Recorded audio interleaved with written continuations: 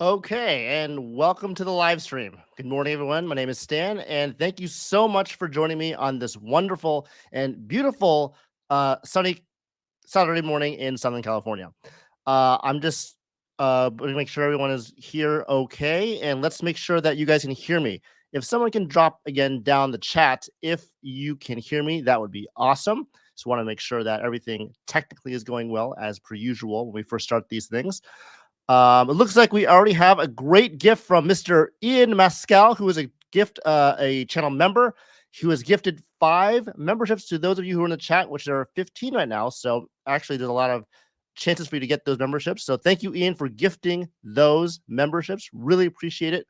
We got a lot of great questions for today, and of course, I'll answer some questions for you guys in the chat as well.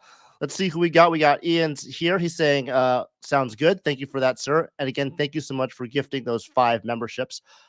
If you're watching on a computer, just if you look at the bottom bar, you'll see a join button, and you can join the membership for $2.99. And I would really appreciate it. It really just helps the channel, and it really helps support me. And as well as, you get a nice little banner next to your name, as well as some emojis you can use in the comments and chat. My boy Cesar Joel is in the house. Mi hermano Stan. Good to see you, mi hermano Cesar. Ahmad, good to see you too. Good morning to see you. And Electric Eye is also here too. Good morning to you. There were some questions in the beginning that I want to get to first here. So let's do those first. Ian says, Stan, did you see the SAS 1 million mile challenge? Earn 1 million miles by flying on 15 SkyTeam partners by end of year. I priced out the trip in econ last night, $3,600 for all flights. 0.4, I don't know if it's 0.004 or 0.4 cent per point for the 1 million. Would you do it? I don't know if I would do it because I don't fly with SkyTeam partners. I don't fly Delta. I don't fly a lot of the airlines that are in the SkyTeam. And so I personally wouldn't do it. I think it's a matter of you have to figure out if you would use all of those miles eventually, which 1 million is a good deal. So if you think that you would want to do it for that amount of money, it's something to think about. But again, those miles may not be as valuable depending on what your use case would be. Hope to answer your question, Ian. Next question is from Mr. Craig Margolis. Craig says, I have the Go and Reserve sometimes. I wonder, is it better to use the Go at restaurants, knowing I'm getting 4% for anything versus 4.5% for travel? Any thoughts? So, if you have both those cards, one of the downsides of the US Bank Altitude Reserve card is that you can't really use it when you do a sit-down restaurant experience. And I know that in places like Canada, there's a lot of places where they even bring you like a tap-to-pay terminal that you can use for the US Bank Altitude Reserve. I personally would do that in all cases just to make life simple. But of course, because of the way we are in the United States, we have to actually give someone our physical credit card to do that transaction when we're doing a sit-down dinner. And so if you have a US Bank Altitude Go card, I would say just use that because you already have a great option for dining. And so you can use both at the same time. But if it was me, I would prefer to use the Altitude Reserve just because, 0.5% really isn't that much more than 4%, but it certainly is going to be a little bit, it's a little bit of effort for not that, not much gain, but it's still a little bit of a gain anyways. So anyways, that's what I would do. Kevin Wynn says, what credit card do you think is going to get nerfed in the future? Well, I think a lot of cards are probably on the block for that. I would say it depends on what your definition of nerf is, because in my opinion, when you raise an annual fee on a card, it to me is somewhat of a nerf, regardless of the benefits given, because you're making a card more expensive. Whereas you will give more benefits, I get that, but because it's more expensive, it's not something that I prefer to have on a card for myself. And so if you think that that is a nerf, that's a nerf. So if that's your definition of nerf, then I would say that almost all American Express cards are going to get nerfed at some point because they are all increasing their annual fees. But in terms of benefits specifically, it's a good question. I don't think they're going to take away more things. I think if there's one card I can think of that may be on the chopping block for nerfing, it's the Capital One Venture X. It's just such a great card overall because of its annual fee versus benefit ratio. So it's not sustainable, I think, in its current form. I could say the Bilt MasterCard is also one that's going to get nerfed more and more if they keep the no annual fee like that status on it. And so that's what I would say for the two cards I would think are in the most risk of being nerfed in this ecosystem. But of course, it's going to depend on your definition of what nerf means. All right. So what else we got here? We have Juan Garcia in the house. Good morning, Juan. Or I believe you're East Coast, so I would be good afternoon to you. Josh Ing is yo, what's up? Good to see you, Mr. Josh. Thank you for being here this morning. And we have Mr. Saranya Roy. I have your question, Saranya, so we'll get that to that later in this video. So keep an eye out for that. But thank you for dropping the question in the community chat. And thank you to everyone, by the way, for doing that, because it really helps out, the topics and getting us into the flow of the live stream itself. Cesar says, hit that like button, fam. Yes, thank you, Cesar, for the reminder. Everyone, please hit the like button. I know that we had just started. I have this banner here that says to please hit the like button if you're getting value. Value is coming. Don't worry. We have a lot of great questions and topics to cover. So definitely hit the like button while you're here. I would really very much appreciate it. And so we are here. We have Mr.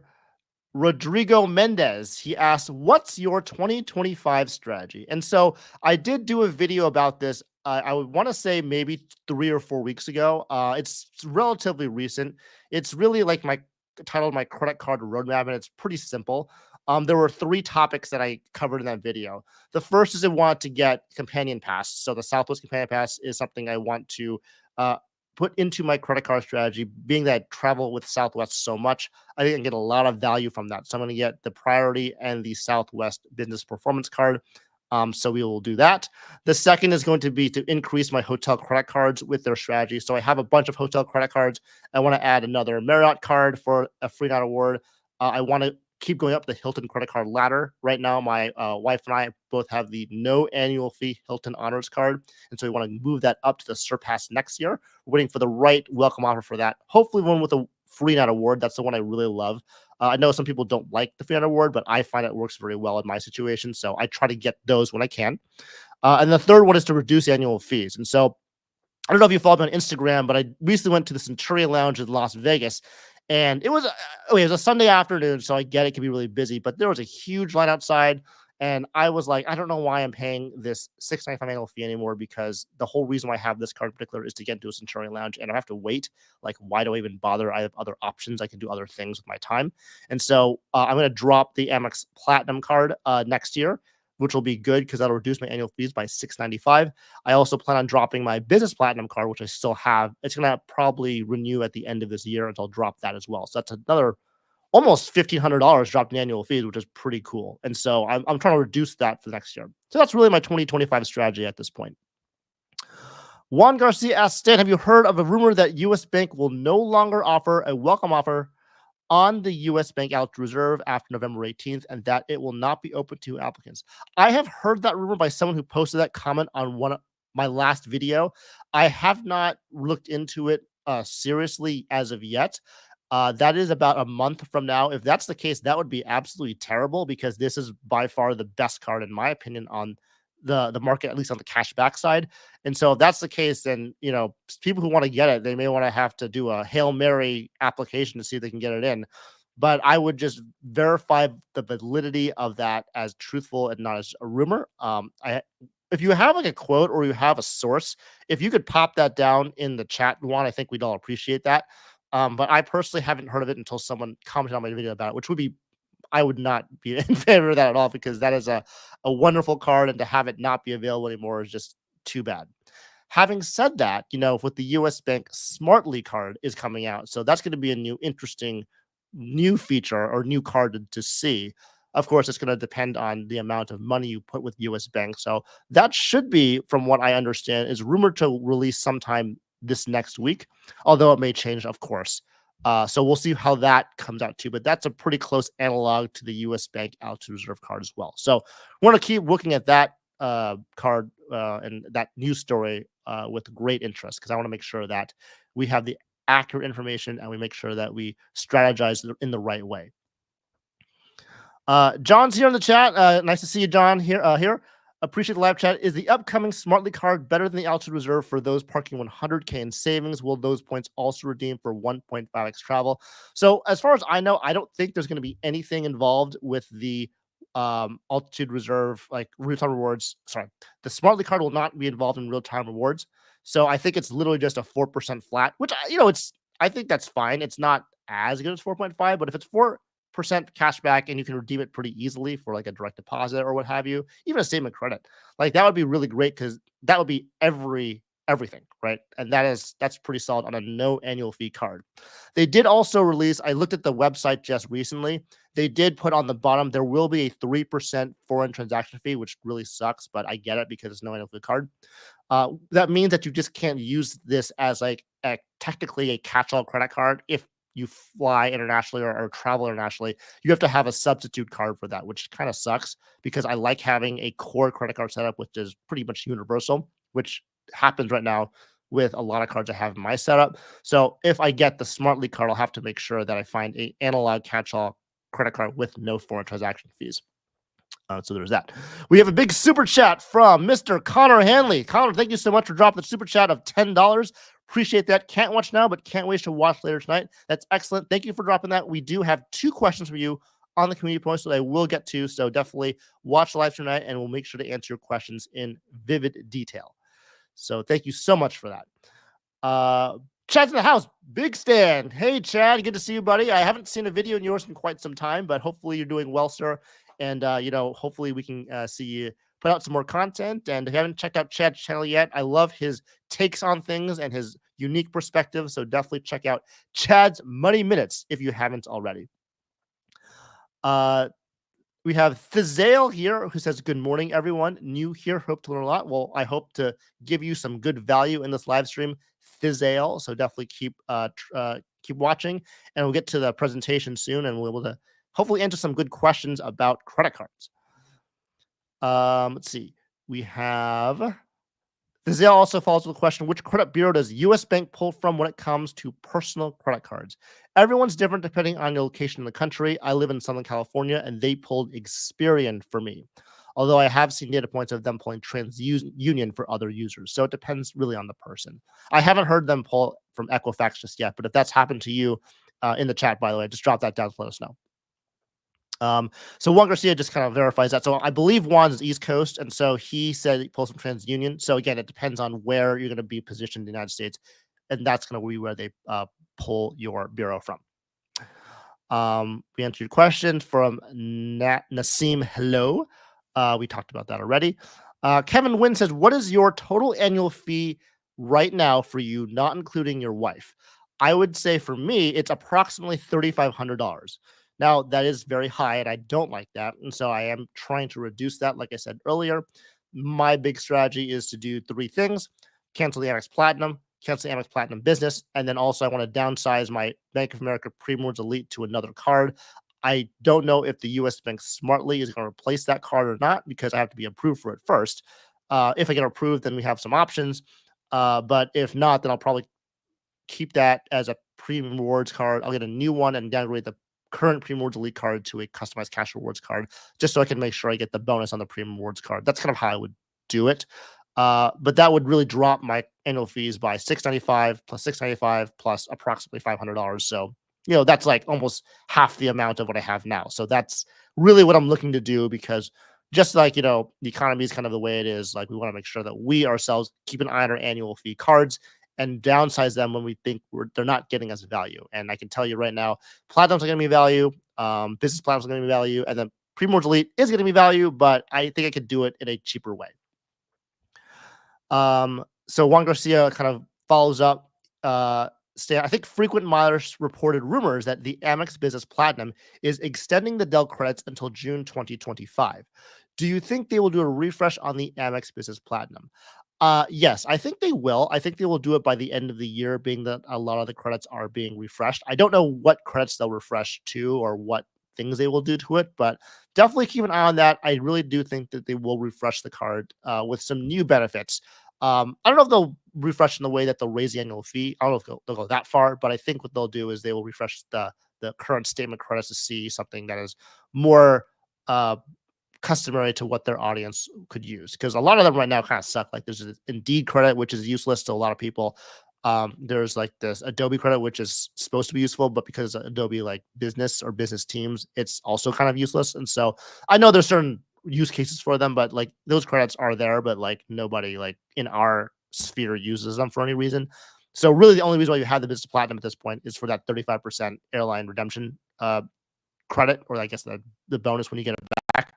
So that's kind of where we're at with the business platinum. So I hope they refresh it. And the Dell credit, it's okay. I mean, people can use it. It's Dell's got a lot of things on their site to buy, so it's not like terrible. But I don't mind having that one on there. So that's the one I've been using personally, as well as a $200 airline credit to kind of drop that annual fee down. Curbsy says, currently I have the US Bank Cash Plus, Bilt, Delta Platinum, and the Capital One Venture. Looking to get a Chase card as I am at 324. Should I get the Sapphire Preferred with the current elevated offer or one of the others?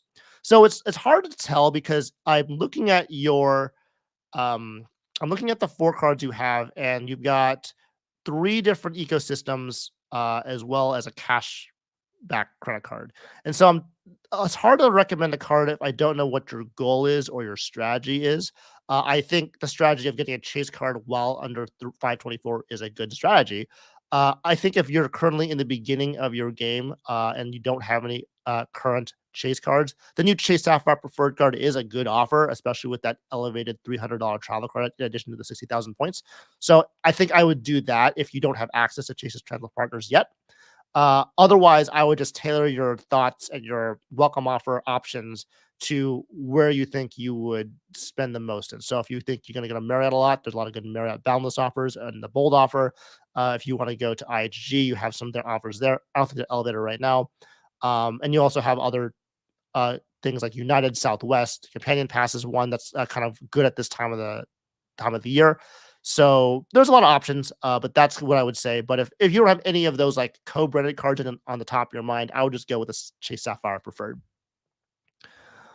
Ian's asking, here, have been to Puerto Rico? I know that Cesar is from Puerto Rico, so he should answer that question, but I have never been there before. And I will take this banner off, but yes, please hit the like button if you're getting value. We have Mr. Let's see, where am I here? Excuse me one moment. I lost my place here.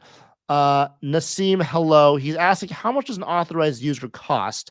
I have to go back up because I don't know what that is in reference to, although I do remember he did ask a question before.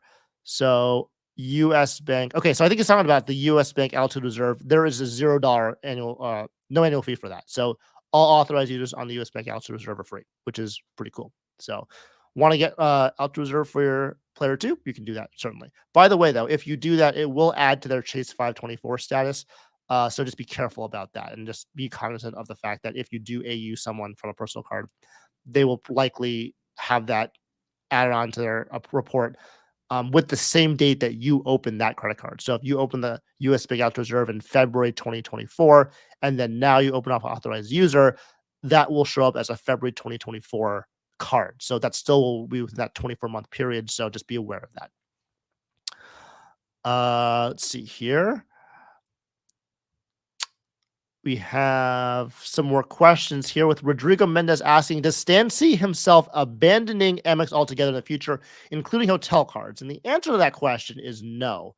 I will not abandon Amex completely because they have some really good credit cards, namely the Hilton credit cards.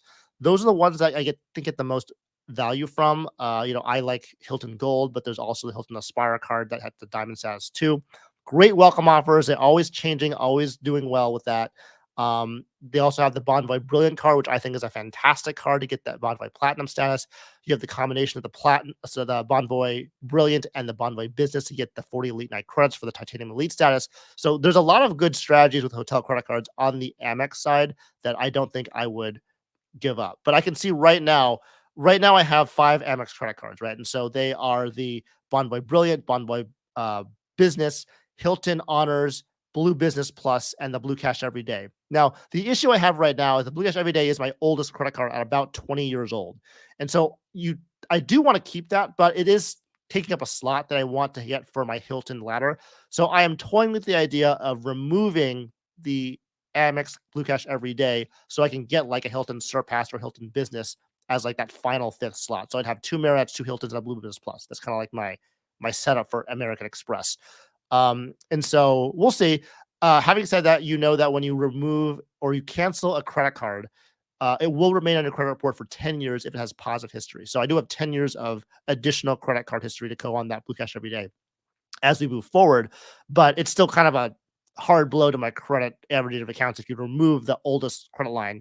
And I think my next oldest is my customized cash rewards card, which is 17 years old. So it's not like terrible, but having that 20-year-old old card is quite nice. So we'll see. That's going to be a 2025 decision. So that's something I'm going to have to work on and figure out for myself. Ian Mescal asks, have you thought about downgrading? Let's see, where am I here? Downgrading one of your plats to green to work the upgrades. I really regret not downgrading pop-up jail since. I don't think so. I've got the green, gold, and platinum already. Now, my player 2 or my wife has not received the green, gold, or platinum. So I will be laddering her up at some point when we think it's necessary or good to do so.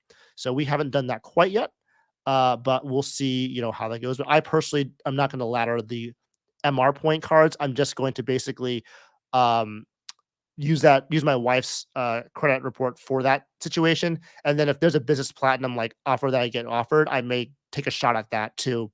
If it's like a business platinum, like 250, 300K offer, and I have to spend for it, I would do that too. But that's the only reason why I would do those things at this point. So there's that. Roger Arana says, I currently have 340K points in Altitude Reserve. That's a good amount. That's pretty awesome. Is because I normally use international airlines, but I do love my Altitude Reserve. Any recommendations to use those points at 1.5 value? Thanks. So yeah, in my video, I kind of revealed that I use my AR points for Ubers. I think that's going to be a lot of Ubers for you for 345K points. You can redeem it for hotels. If you stay at any domestic hotel, that would be fine. There's a lot of options. There's airlines, car rentals, lodging, and then just other travel, which would be more like transit.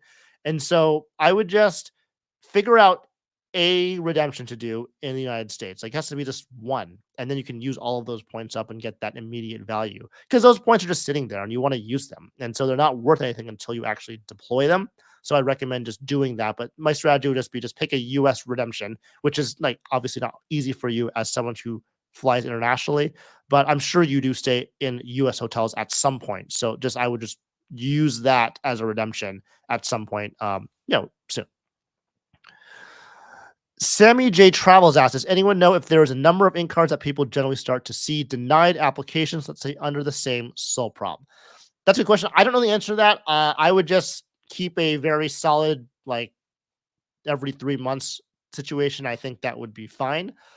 Credit, I would say that Chase is less about the number of cards you have and more about the total credit limit you have.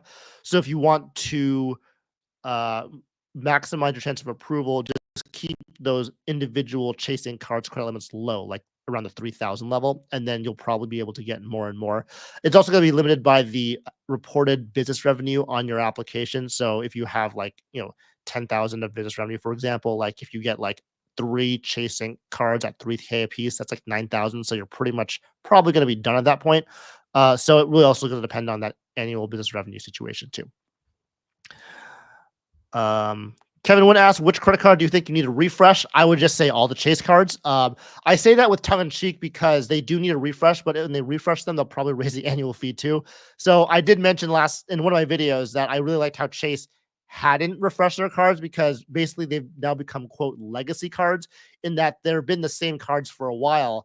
And even though the benefits are kind of stale and they're not as good as maybe other cards that have come on the market, their annual fees are remain the same. The mid-tier cards are still $95. Their Chase Sapphire are still $550, and so I think that is actually a good thing because right now Amex is more expensive than them. And so I don't think some people like that, including myself, but some people may like that because they like the credit. So it depends on the person, but I would just say the entire Chase portfolio needs some kind of refresh for sure.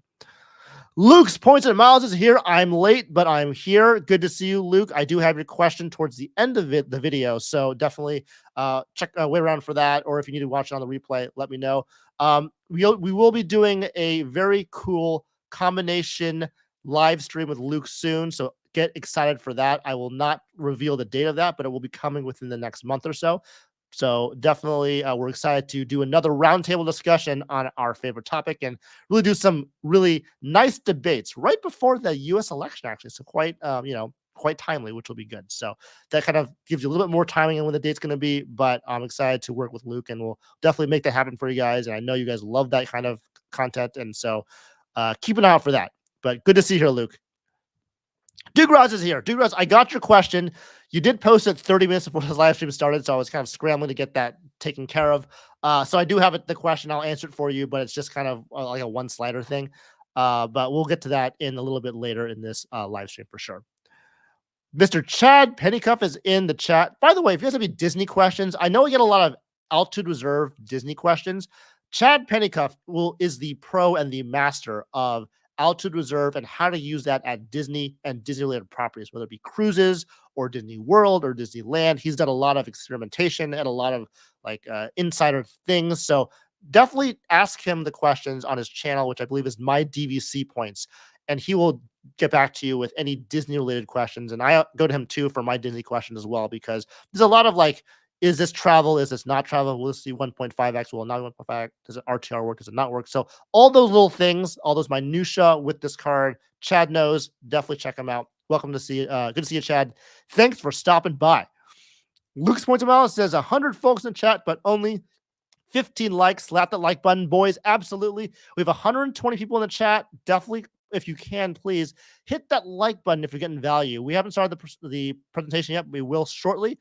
But yes, that really has helped the video out, and I appreciate the reminder. Uncle Luke, thank you so much for that. Here we go. Too Easy says, have a lot of travel cards, but currently no plans to travel.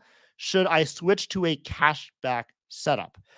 Well, it depends, right? So you say travel cards, but are those travel cards earning travel miles points or flexible point currencies, or are they not, right? And so if you think you're earning a lot of points and you're not using them, then yes, I think you should switch to a cashback setup. Or if you have a upcoming big trip that you're planning on doing the next 1 or 2 years, then maybe it's worthwhile to stick to travel cards. Personally, I use travel cards more for the benefits and less for the spending. That's how my credit card setup works. And so I would say you have to look into what are you using the travel credit cards for? Are they for the benefits? Are they for spending? Is it for both? And so I don't know what those cards are specifically, but that's what I would say for that. FGF is here. Good afternoon to Stan. US Bar, Big Daddy, the credit frog. Thank you so much. I love that actually nickname. I appreciate that. I know me and Dugraz, I give Dugraz. Dugraz actually talked about the US Bank Reserve first. He had it on his channel for a long time, and then I saw his videos and I was like, oh, this is a pretty good card. And then I started using it and I was like, wow, this is a very, very good card. I know that I watched Uncle Luke's live the other day, and he was not as big of a fan of that card, but we'll debate that for sure. I think it's a great card personally, and I think it's a wonderful card for a lot of people. And if it's true that they are not letting new applicants in a month, that would be very bad. And we'll have to discuss the strategy around that and what the opportunities or next steps would be. But that would be just a big blow, in my opinion, to the available credit cards that we can use for really good cashback type redemptions. Sunwind says, good afternoon from Omaha, Nebraska. Good afternoon to you. I believe it's maybe 12:30, or I think it's Central Time. I'm not sure. We'll have to look it up. Frugal Fine Up says, like button smash as ordered. Absolutely. Thank you so much. Cesar Joel's talking about Puerto Rico. Excellent. And so just go ahead and just do that there. We have Travel with LV in the house. Good to see you, buddy. Haven't talked to you in a while, but hopefully you're doing well and your travels are taking you to great places. And let's see here. We have Thazales asked, does canceling a card open up a 524 slot? I just got the Amex Blue Cash Preferred and plan on canceling after the 12-month promotional period is over. And the answer to that question is no, it does not, because that card will remain on your credit report as a new card, even though it's canceled. So even if you cancel it, still there. So you have to be very careful when you do these cards, and just that has to be counted in the 524. It's when the 25th month happens. That's when your actual card drops off the your 524 status. Even though, you cancel the card at 12 months, 524, it's still going to be active for that. David LeBron says, do you need to use the US Bank Altitude Reserve to book travel to utilize the lounge benefit that comes with the card? Answer is no. I have never used the US Bank Altitude Reserve to book travel, and I never intend to. I just use it for real-time rewards, and that's it. Austin Roberts says, looking to get into the Marriott ecosystem, I will be at 224 in January and don't mind annual fees. What card would you recommend? I do have the Platinum Schwab card for Marriott Gold status. So I would say, if you look at my OG video with the Marriott strategy, that is the one I think is the best. There are other people who think that using American Express cards first is better, and that depends on your situation. I like when you're kind of starting out on something, you want to use the lowest annual fee card first. And so I would say I would start with the Bonvoy Boundless. It's only $95. Got a great welcome offer. It's a little bit high, $5,000 in spend, but if you can make it, that's pretty good. I believe it's over 3 months, by the way. And because it's only $95 and you get an anniversary free award after that, it gives you some time to make sure that Marriott is the right fit for you, because certainly it's not the right fit for everybody. And if you don't think it's the right fit, you can always downgrade to the Bonvoy Bold, and like that's totally fine. That would be my recommendation. If you wanted Marriott Platinum status, which is where you kind of get the better benefits, I would do that with the Bonvoy Brilliant card. But then I don't like starting with that card just because it's $650, and that's a lot to start at the beginning. Plus, you have probably a welcome offer that's pretty high to get as well. I think it's usually like $6,000 of a minimum spend requirement. So again, I would recommend the Bonvoy Boundless to start. There are a lot of opinions on that. I personally think that's the way to go. Rice Water says, got approved for the US Bank Altitude Reserve card yesterday. Very good. A little clap right here for you. Thank you for doing that. Congratulations. I would say thank you just because, it makes all of us here know that you can still be approved for this card, and hopefully you get to use it and get a lot of value from it, just like I and a lot of other people have. Professor X says, I don't recommend using the points from the Altitude Reserve for Hilton High hotels, given you will have to pay all regular taxes and fees as well as destination and resort fees. Yes, I think that is a very good point. I agree with that. I would not do that either. You definitely want to use the actual currency or the Hyatt points or the Hilton points to do that, to avoid all those taxes and fees, because they can add up very quickly. Joshua Ing wants Chase to refresh cards soon. Obviously, I think that's a thing for all of us. We have to see what Wells Fargo does in Citi. I know Wells Fargo has their Beyond card coming up, and Citi has their Strata Elite, or whatever the analog to the other card was. I forgot, the Prestige card, the analog to that card. So we'll have to see what they do with that. That's going to make things very interesting, because there's going to be tons of competition in the luxury card space. And so because of that, that's going to be very, very cool to see all of those cards compete against one another. And really, when they compete, us as consumers benefit. So I think we're going to have a really good 2025 coming up. Ricewater wants to add a separate data point situation. He had 900 inquiries past 2 years. That's a lot. I mean, I would say that that's not a common thing to have a U.S. Bank Altitude Reserve card be approved for that. You bought a house 1 month ago, initial rejection, but called and got it. You had a U.S. Bank credit card for 6 years for Korean Air. Okay. I mean, you had that previous relationship. I don't know if your mortgage was with the U.S. Bank as well. So if it was, that may have also helped you get that card too. But 9 inquiries is definitely something that we don't see very often. And sometimes the relationship is kind of where you start to see that difference between someone getting rejected versus someone getting accepted. Electric Eye wants to add in on the conversation. Been looking and can find no verification that US Bar will close signups or the welcome offer. However, seems retention offers might simply be hard nosed from now on. Just what I could find. Yeah, mine was at 1,000 points. It was basically like not even worth asking for, honestly, but it's something, right? And so I think it's just part of the economy, part of like things getting more expensive. I think it's just a matter of there's just not much to like give out at this point. So we'll have to just keep watching out and see what goes on with that. Chad Pennycuffs is talking back to Roger on one of his questions, but he says if you have any interest in a cruise, U.S. Bank Altitude Reserve works great for those, domestic airfare and car rentals. He just burned $200 of tax at a Disney resort. Awesome, Chad. Thanks for giving your input on that. That's excellent. Okay.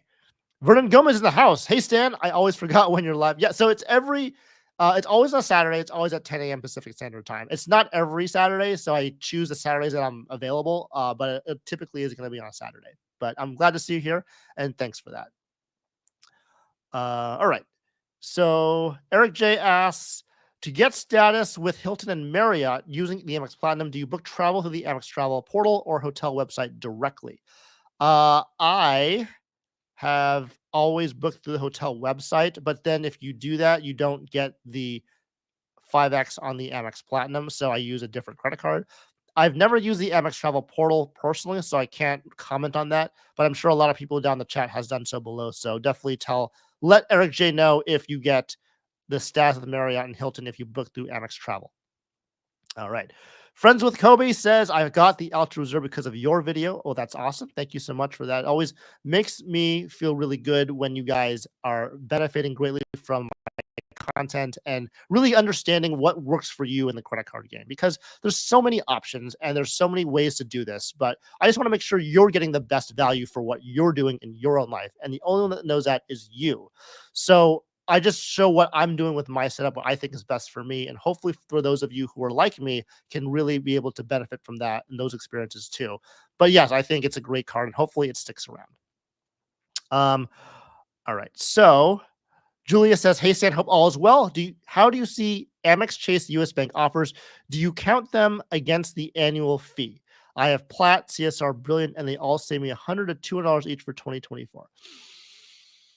Okay, so let's talk about the offers. Now, that's been a big thing for a lot of people in terms of making the annual fee lesser, and there are a lot of great offers. And I know that Uncle Luke said in his recent uh, what's in my wallet video, he's going to be targeting these offers for his holiday spending. And so that's cool. I think you can get a lot of value from that. Here's the way I look at offers. I used to actually look at offers a lot and just try to activate the ones that I want to. I don't use like max rewards or anything like that. I just activate them individually. The reason why I don't look at offers as much is because I don't like how they direct my spending. So I'm one of those people that if I see an offer, I'm like, oh my God, this is great. I'm going to get like 10% back, 5,000 MR points, like whatever. I'm more inclined to spend on that because I think I'm getting a deal, right? And I am getting a deal because I am getting some percent back, but I may not have spent at that merchant if I did not see that offer. So I basically shut off all those offers. And only when I have an offer that I know I'm going to be using the card for, that's when I activate the offer. And that's few and far between because personally, I don't do a lot of retail shopping. And so it's something that I just want to be careful about.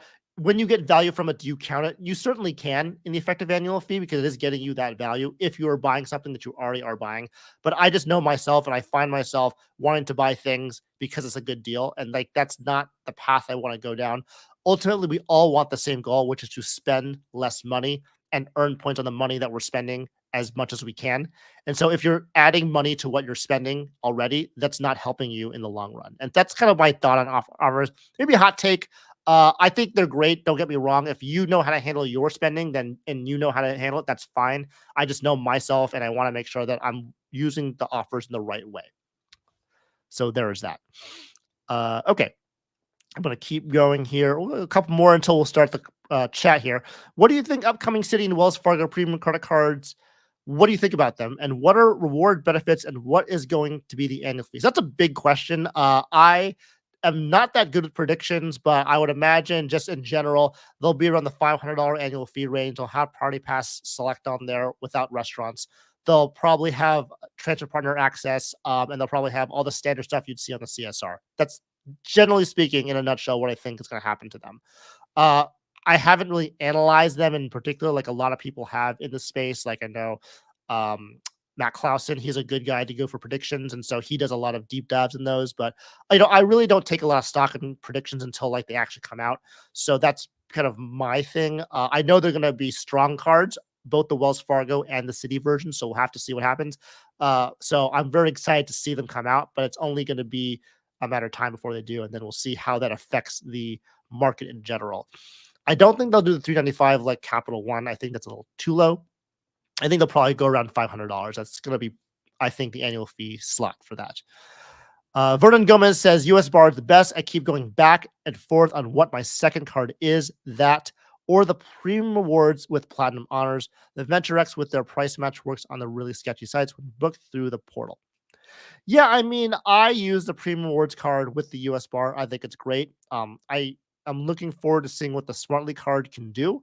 Hopefully I get approved for that card and we can kind of learn together about what that card can do in terms of how to establish yourself as, at the 4% level, how to like apply for the card, how to get the card, what it looks like, all the little the small things about the card I want to go into. I haven't made a video on that card yet, specifically because I want to make sure that we have all the right information before I put that out there. But it's hopefully a card that I will add to my setup, and that would be another nice addition to the catch-all aspect of that credit card setup. And so basically for the US bar, that there's two things that it's missing. It's going to miss catch-all category, so things that you can't use mobile wallets for. So Walmart and like restaurants when you sit down, and then you can't also do it on some online shopping. So those two categories are what I have found to be the missing links in the US Bank Ultra Reserve. And so if you can fill those gaps, that's the cards I would recommend you getting as a second card, whether it be if you do a lot of online shopping, that should be the second card. If you do a lot of other things like everything else stuff, then that would be the card to look for too. Okay. Tyree asks, do you think the Bilt card is worth it to somebody that doesn't pay rent at the moment, but will in about a year? I think so. I don't think there's any need to rush it. If you want to just wait on it, there's really no need to be like, I got to get it now. I would just wait until you're in that position to rent and then get it. That would be what I would do. Or if you're getting a welcome offer card and you want to like double dip and like apply for it right afterwards and do it that way, you can do that too. That's what I did. I did that with the US Bank Ultra Reserve. I did the US bar first and then the Bilt MasterCard second, and they luckily pulled from different bureaus that same day. And so it was totally fine. But that's a strategy you can think about doing. Okay. So we talked about that. And so friends with Kobe, I just discussed the US Bank Ultra Reserve. So I got to cover your question. This is good because the notations on the comments here are 10:30. So this is a good time for me to jump into the presentation because we have some good questions in the live stream and the community post, and we want to get through those too. And so let's first start by talking to DJ Bruce Wayne, who says can't wait for the live stream. I don't know if you're here or not, DJ Bruce Wayne, but if not, always catch us in the VOD. Thanks for your support and leaving a positive message on the community post. And just like all the lives I do, I try to get you guys started on this thing where I do polls. And so I love the polls because you're able to get your voice heard anonymously, and we can all see together what we're all thinking about a certain topic. And so we do have a starting topic I do want to ask about because it is getting towards the end of the year. And so if you go to menti.com or scan this QR code and enter the code 5498, yada, yada, yada, it will get you to the first question here, which is going to be, let me see, I'm going to put this up here, put this banner down here. And so you can go to the starting question, which is which credit card issuer is the best position to excel in 2025? And by the way, if you were there, definitely go ahead and hit that like button on the bottom, both on the chat, by the way, the actual YouTube video, and also there. That way I know you're going to be in not only the voting booth, but also into the video as well. So I'm going to join it myself here. Just give me 1 second to do that. I'm going to type it in here. And I'll join. And so it looks like everything is working. Excellent. Outstanding. So which credit card issuer is the best position to excel in 2025? We talked about the new coming cards of Wells Fargo or Citi, or will the big dogs Amex Platinum or Amex and Chase also be there too? So let's go ahead and do that on the count of three here. Go ahead and move that over here. And so we can start the voting now. And so, again, who will be the best bank in 2025 in your opinion? And go ahead and send your votes. We'll kind of see what's going on. I put my vote in too. Looks like we have a lot of people. Oh, we have all five covered now. And these are just banks that are with transfer partners. Because with Bank of America and US Bank, they will have good cards too. But because they're not transfer partner banks, it's not something I think is worth including in on this poll. And so far we have, I think the top three are Chase, Citi, and Capital One. So it's very interesting because you can see that we all talked about how we want Chase to refresh their cards, yet they're still going to be the best bank in 2025. And so the question you have to ask yourself is, why is that? Looks like Citi is coming up in the back end there. Citi is going to be well positioned and now has overtaken Chase. But back to the topic before with Chase, again, I think it's because they have legacy cards. Like their cards work and they work fine. They have good welcome offers. Their annual fees have remained stable, which has been great. So that's been why they're so popular and way over the other banks. Now, it's interesting because now we see Citi has 7 votes. So it's 7-6 at this point. And Citi, has a lot going for them because they have their Premier card, the Strata Premier card, and they have that custom cash and double cash with that trifecta, which is pretty awesome, covering groceries at a pretty good level. They cover gas as well. With the custom cash, if you want to use that for that category. But then you have that upcoming card with the Strata Elite, and so that's going to be super cool to see how they tie it all together and how they can make that uh, ecosystem very much whole. And their thank you points are very, very good. They have a lot of good transfer partners, and so we keep an eye on them for sure. So it looks like the voting is pretty much done. We have Citi at 7, Chase at 6, Amex at 4, Capital One at 3, and poor Wells Fargo down at 2. Poor Wells Fargo, they get crapped on all the time, unfortunately. Oh my god, that's too bad. Okay, so Red Sox is here. Red Sox, I want you to stay until the end of the video. Very important. Why has Joseph Robinette Biden turned the USA into a communist nation? We're trying not to be a political show here, but you're gonna love the last part of this live stream. So stick around for that. Okay, so I'm gonna go to my next slide here if I can figure that out. So we go to our first section here. There's a lot of hodgepodge questions. It wasn't really a unified theme I could put all the questions. So we're going to go through them step by step, but the questions were pretty good. And we're going to go ahead and make sure that we cover them in vivid detail. So the first question is from Connor H, who was here, but had to leave. And so he'll watch a live stream on demand. He asked, what do you think are the top 3 best credit cards of all time? They could have gotten nerfed or discontinued or still be active. And so when someone tells me what are the 3 best credit cards, it's always it's hard to really say because my 3 best credit cards is going to be different from someone else's 3 best credit cards. And so it has to be kind of clarified what the best credit cards is talking about. And so for me, I use basically the definition that it's the best value for the annual fee that you're paying. There's going to be some discussion about that, and some people prefer point currency cards, some people prefer cashback credit cards. But in my mind, I kind of look at all the benefits, the annual fee, and which one do I think is the best, for each one. And so obviously, no annual fee credit cards are typically not included because they can't typically be the best unless they're really good. The Citi Custom Cash is one of those that comes to mind, but that one I would believe is more of a top 5 card. So let's go into the third card, which I think a lot of people would probably agree with me on, and that's going to be the 3. It's the Citi Prestige. Okay. I think we're all looking forward for the Citi Strata Elite card to come out and to see what that looks like because the Prestige card was quite a powerful card. It had a $4.95 annual fee, discontinued about 3 years ago. It had 5x on restaurants, airlines, and travel agencies, which I don't know what that is, but maybe it's clarified somewhere. I didn't look into it that much. 3x hotel and cruise lines, and 1x on everything else.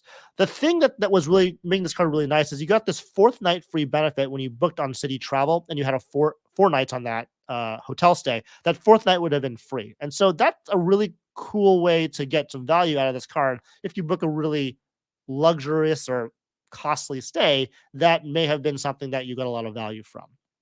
You also have a $250 travel credit, which I believe had included airline tickets too. So that's pretty nice. And so that drops that effective annual fee down to about $245, which is quite nice. They had Party Pass membership as well. I forgot if it had at that time restaurants too, but I'm pretty sure it did because most of them did at that time. So that was pretty awesome. And also they had a cell phone protection as well as a TSA and global entry credit. And so that is something that is really cool to see with that card. So hopefully when they make the Strata Elite card, it'll be something that's more like this card and nothing that's being nerfed, for example. The second card I want to talk about is the Amex Hilton Aspire. That's my second card. I think this card continues to be the best hotel credit card out there. I don't typically spend a lot of time in Hilton's, although I do occasionally. You get 34 times points at Hilton because of the 10x base, 10x elite with Diamond Elite, as well as the 14x on the card itself. So it's a plenty of Hilton points when you stay there. 7x on flights, car rentals, and restaurants, and 3x on everything else for an annual fee of $550. And also you have all those benefits on the bottom that really help to bring down that annual fee a lot, which is good. It is a little annoying because they made the credits semi-annual. There's like a $50 quarterly credit. There's an annual clear credit. There's like all this stuff on there that, you know, it's not bad if you have just this card, but if you combine it with like the gold, the platinum, it can get a little overwhelming. And so I would just keep in mind about that. And also, the resort credit can only be used as a Hilton resort, not a Hilton in general. So you have to be careful about using that credit as well. And like the Surpass card, where it's just a Hilton credit. I have Cesar Joel putting in his 2 cents, saying his loves Hilton Aspire. He's not a big fan of Hilton, so I'm glad that you love this card. And this card is my number 2 pick. And so, if that's my number 2 pick, can anyone guess what my number 1 pick is going to be? Here's a hint. It was on the thumbnail of this video. And that card for me is going to be the US Bank Altitude Reserve. And I know it's not for everybody because not a lot of people like cashback and they want their transferable currencies. They want to have points and stuff and transfer or whatever. I think after using this card for a year, this has been my fallback card in every and all situations to get the best amount of value in the easiest one card setup. There's no card that can even compete with this card at all at this point in time about how good it is, assuming you can use Apple Pay or Google Pay or Samsung Pay. If you can do that, this card is amazing. The travel credit is the most generous out of any travel credit that I've had seen. Travel and dining, by the way. And I use it actually, which is really cool. I used it recently because my card renewed over the course of the year. So I had a new 325 travel and dining credit. You can actually use Apple Pay on your dining, like Apple Pay food establishment, and then that still will count as a restaurant dining credit, even though it's an quote a mobile wallet credit. It still recognizes the mobile wallet is through a restaurant, and the credit gets applied to that. And you also get the points for the 3x on the dining as well, in addition to the credit. So it's just like an amazing like stack on stack on stack for bonuses. And 325 dining and travel, you're going to do that if you're spending $400 annual fee. It really is a $75 annual fee card. And if you compare it to the 2% cards, like you can spend, I think it's like, I want to say 3,000 or something around that line over the year to get your value back. And anything after that is just going to be pure profit. And so love this card. Number 1, I think it's really the great one. Francisco says that, yes, he knew an Altitude Reserve. Juan Garcia is also on the Hilton Aspire train too. It's a great card. I mean, I don't have it, but I want to get it eventually. I think it's more of a card 2 years down the line for me. I get a Surpass next year and the Aspire probably the year after that. So I'm not in a rush to get that card, but I will admit it is a very, very powerful card, much more than any of the other cards like the Hyatts or the Marriotts or the IHGs. Like it is just a solid one. Let's see. I want to make sure we have everyone here. And so, I think you get credits on the 325 redemption, so it's less. Yes, I was just talking about that. So you definitely will get credits on the 325. So that's really, really cool too. Okay, so let's keep on going to the next question, which is also from Connor. Connor says, what do you think my everyday spend card should be? I have the Amex Platinum Gold Business plus, Amex Platinum Gold Business plus Aspire, CSP, and Bonvoy Boundless. I own an online shoe store, so I spend a lot of money at retail stores. I like the BBP, but the 2x cap is too low.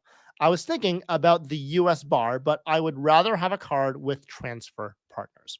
Okay, so this is what he's saying. This is the setup that he has. He has Platinum, Business Gold. I don't know if I put that right. Blue Business Plus. Aspire. Sorry, I put the Aspire in for the Blue Business Plus. So I'm sorry about that. So that should be an Aspire, where that Blue Business Plus should be CSP and Boundless. So you have a setup where you don't really have like a good catch-all card for the card you're looking for.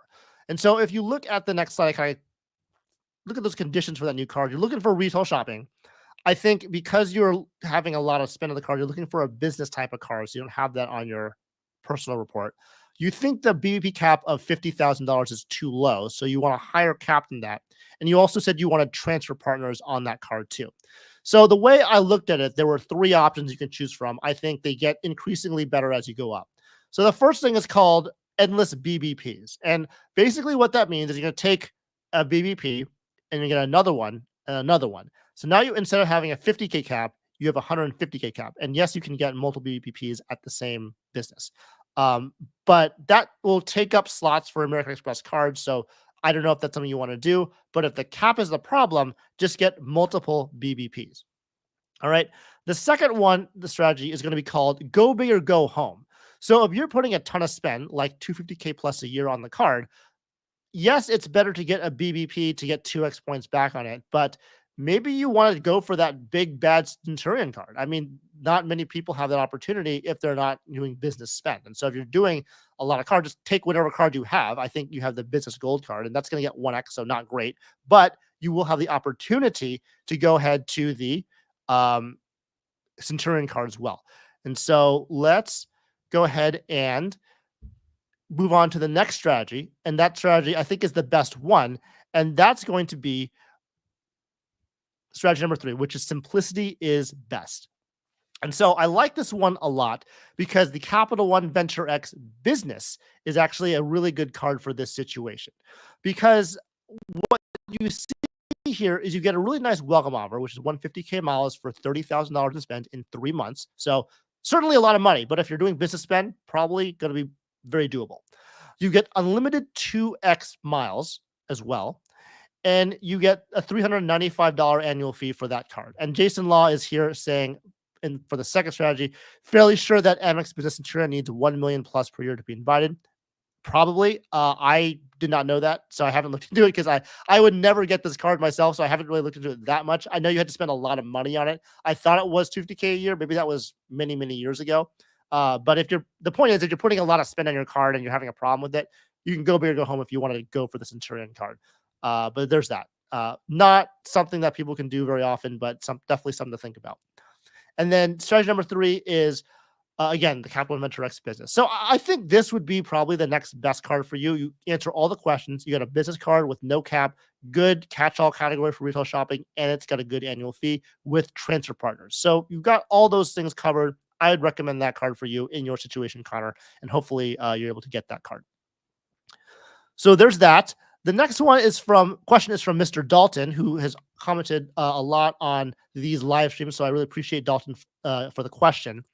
Do you think Amex will release new product offerings to replace Cash Magnet, Everyday and Everyday Preferred, or just refreshes for them? And so just to kind of go back to that, a little while ago, I believe I saw Joe Barretto's live at the time when he announced, or he saw that these cards were now missing from the lineup on the website.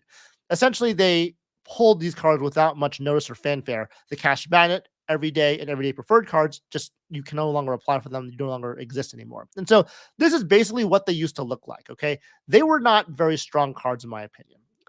What you'll notice though about these 3 cards is that they all have no annual fee or low annual fee.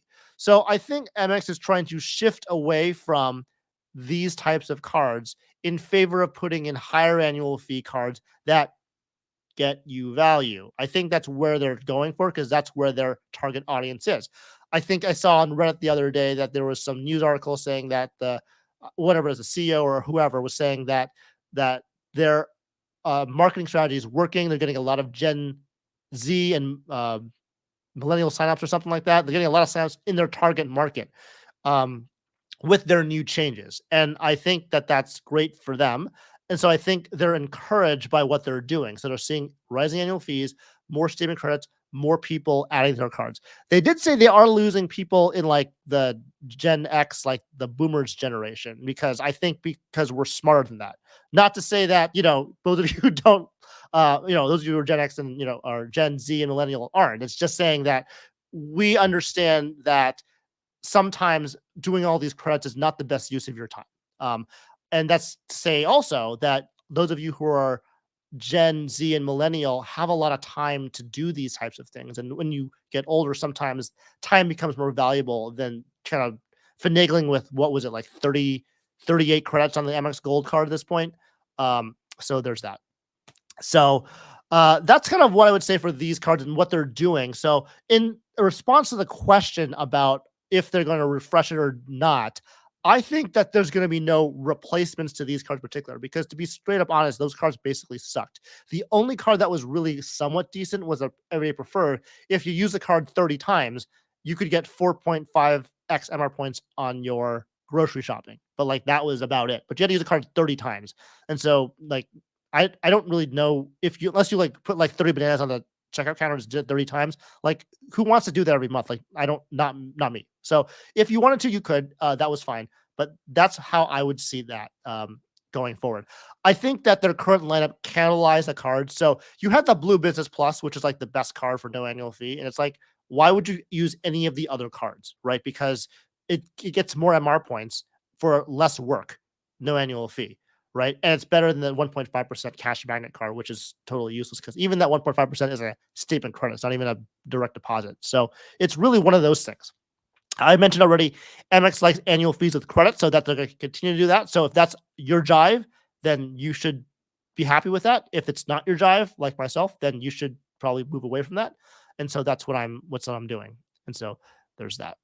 So there we go. It's just like one of those things where you look for what's going to happen and then kind of go from there. So the next question comes from Mr. Andrew B. PDX Beach says, be interested to hear your player 1 and player 2 strategy to stay engaged. My player 2 freaks at my velocity. So here's the thing about player 1, player 2, and those strategies. So there's always going to be, I wouldn't say always, but there's going to be a situation where maybe some person in the player 1, player 2 grouping cares more about the credit cards than the player 2 does, right?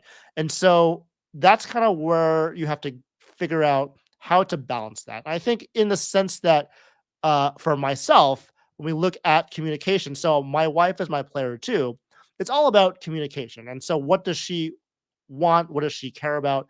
The nice thing is that, when we talk about things, that she lets me lead with the credit card strategy. So she doesn't really get involved in it. She doesn't say, oh, what about this card or this card? She just lets me lead, and she kind of trusts my judgment in what we're doing with our strategy. And I always tell her, hey, I think this would be a good card for you, or I applied for this card. And that's kind of like what I do, when we talk about these things. The second thing is that she's also okay with just knowing the basics about credit cards. Like, she knows, if it's a 5% card or like a 3% card, but she's not going to be like, well, this party pass has restaurant access, does not have restaurant access. This card, can be used here, but not here. Like, one of those things are not really important to her. She just wants to know, like, what are the main cards to use. And I think that's how we really make that dialogue happen. And what's nice is that if you show your player 2, like I show my player 2, if you can enjoy the benefits like business class flights, nice hotel stays and lounges, like, they're going to be more apt to follow you in terms of your credit card strategy. I know Uncle Luke says this a lot too, that, when he's asked about that with him and his wife, he's the same way. He's saying, I take her to these really nice hotels and business class seats, and then she's all on board about what's going on. And so I think that's a really true statement. And so I also agree with Uncle Luke on that when we discuss these things. So specifically, though, the reason why it works out, because I have a very simple core credit card setup. Like, I would not subject my player 2 or my wife to like a 7 to 10 credit card setup if I want to do a 5% cash back on everything. It's a lot to handle, even for myself. And so I don't want to make it too complicated, right? And so because I have that, I don't even have to tell her what the modifiers are on the card. I just say, this card, the reserve, is a mobile wallet. By the way, she doesn't even have the card. She has it on her phone, basically. So it's just mobile wallet.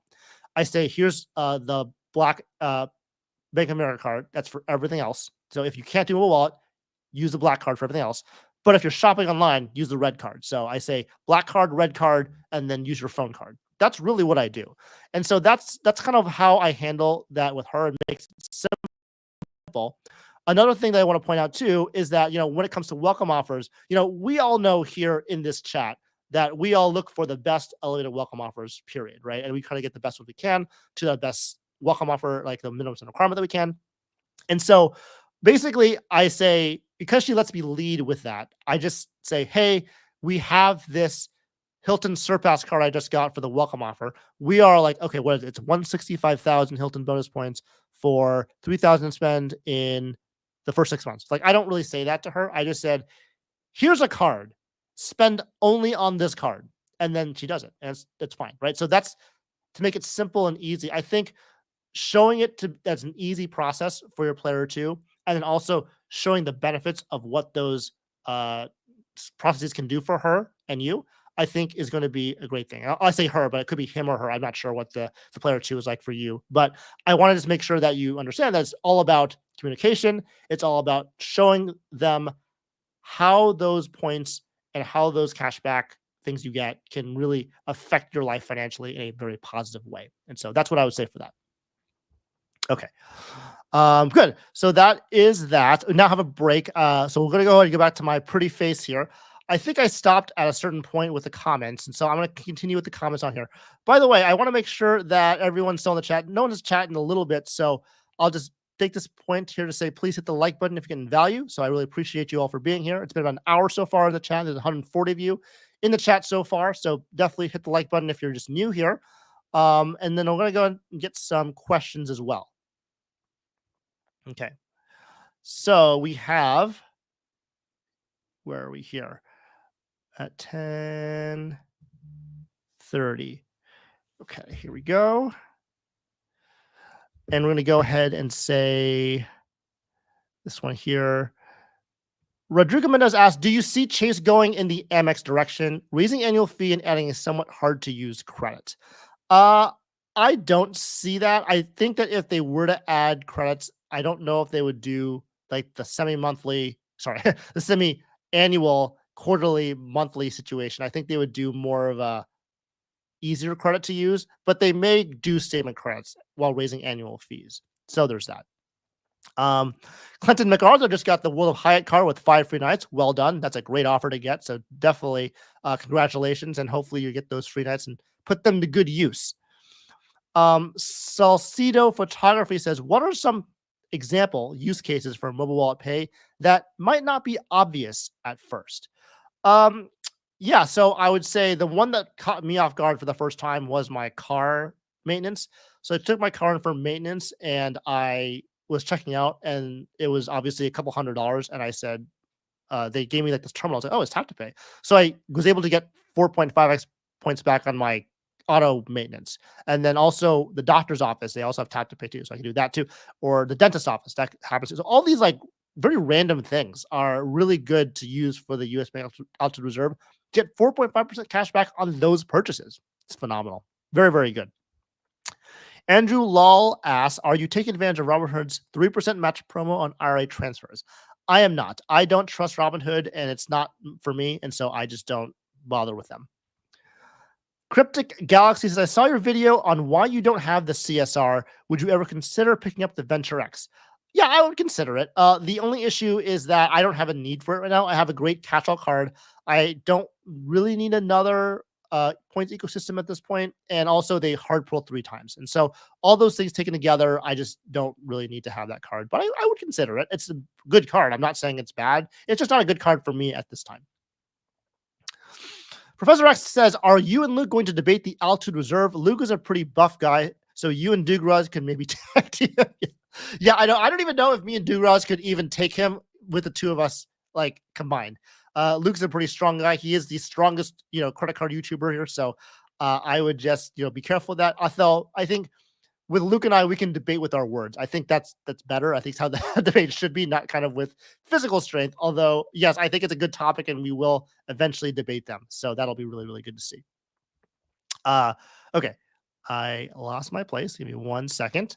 Sam Cool says, I want to get another Chase card next year, but I currently have combined credit limits with Chase more than 50% of my income. Should I request some of those limits be lowered before applying for a new card? Okay. So here's the way I see this situation. If they have not told you yet that you're at the limit, don't bother. Just keep applying until you find what that limit is. Once you know that limit, you're going to know what that limit is. And then in future applications, you can ask for CL decreases if you want to. I personally don't think you need to do this in the beginning because you don't know what your limit is. It's just a soft 50% of your income limit. But I've seen people go over that with no problem. It's just more of a general rule. So you want to shortchange yourself on the credit limits. So just apply for it. If they deny you, and the reason is you have too much credit, they will either deny you automatically or they'll actually take credit limit from another card automatically and put that on the new card. I've seen both cases. I've had both cases happen to me too. And so it depends on the situation. But that's what I would do for your dilemma there. Ridley Josephs just got the Amex Express Business Platinum card, and he was too ambitious and thought I could reach the 20K spend for 200K membership rewards points. If I miss the bonus, will I be able to get the bonus again? The answer is yes, you will be able to. I do not know if you get the bonus again on the same business, though. You may have to use either a sole prop or a different business application to get that welcome offer again. But I don't know if you apply with the same EIN or SSN or whatever, if that's going to be okay to do. They may put you in pop-up jail for that application if you do that. But you can get multiple business platinums multiple times. I know this is kind of looking back at it because you don't know when you applied because you probably weren't looking, but if you had a no lifetime language offer, which by the way still exists out there, and side note, always check on the business gold or business platinum if your offer is a no lifetime language offer. If it was a no lifetime language offer, then the answer is yes, you can apply for the same card with the same business and get the welcome offer again. But that's something to look for in the future. I don't know if you checked that beforehand, but that's how I would answer that question. Really just says, does Amex give extensions on bonuses? The answer is no. I've never seen a situation where that's happened before. And so I would just try to get that done if you can, but if not, then it's kind of the way it is. Some hash number letter thing. I just applied for this US bar, not a decline, but they said they will review my application. Did I get declined or should I contact Recon? Well, I would just say that, fortune favors the brave. And so go ahead and call the Recon line. I believe it's Saturday, so they're probably closed, but on Monday, call the Recon line and just ask for a manual review. That's it. I think that's worth doing. If it's pending review, it's not a decline. It's open until it's closed. That's kind of how I see it. So give it a shot. There's really nothing in terms of risks that you have to take. You just call them up and just say, please, anything else I need to tell you, like any information, any documents, or can I get a manual review? And they'll do it for you. Chad Pitticoff comes in and says, my other pro tip is applying for US Bar is to only unfreeze TransUnion. It's their preferred bureau. This limited them from seeing my Chase inquiries. Only the C1 inquiries are showing there. Oh, that's interesting, Chad. You're also based in like kind of the East Coast issue like area.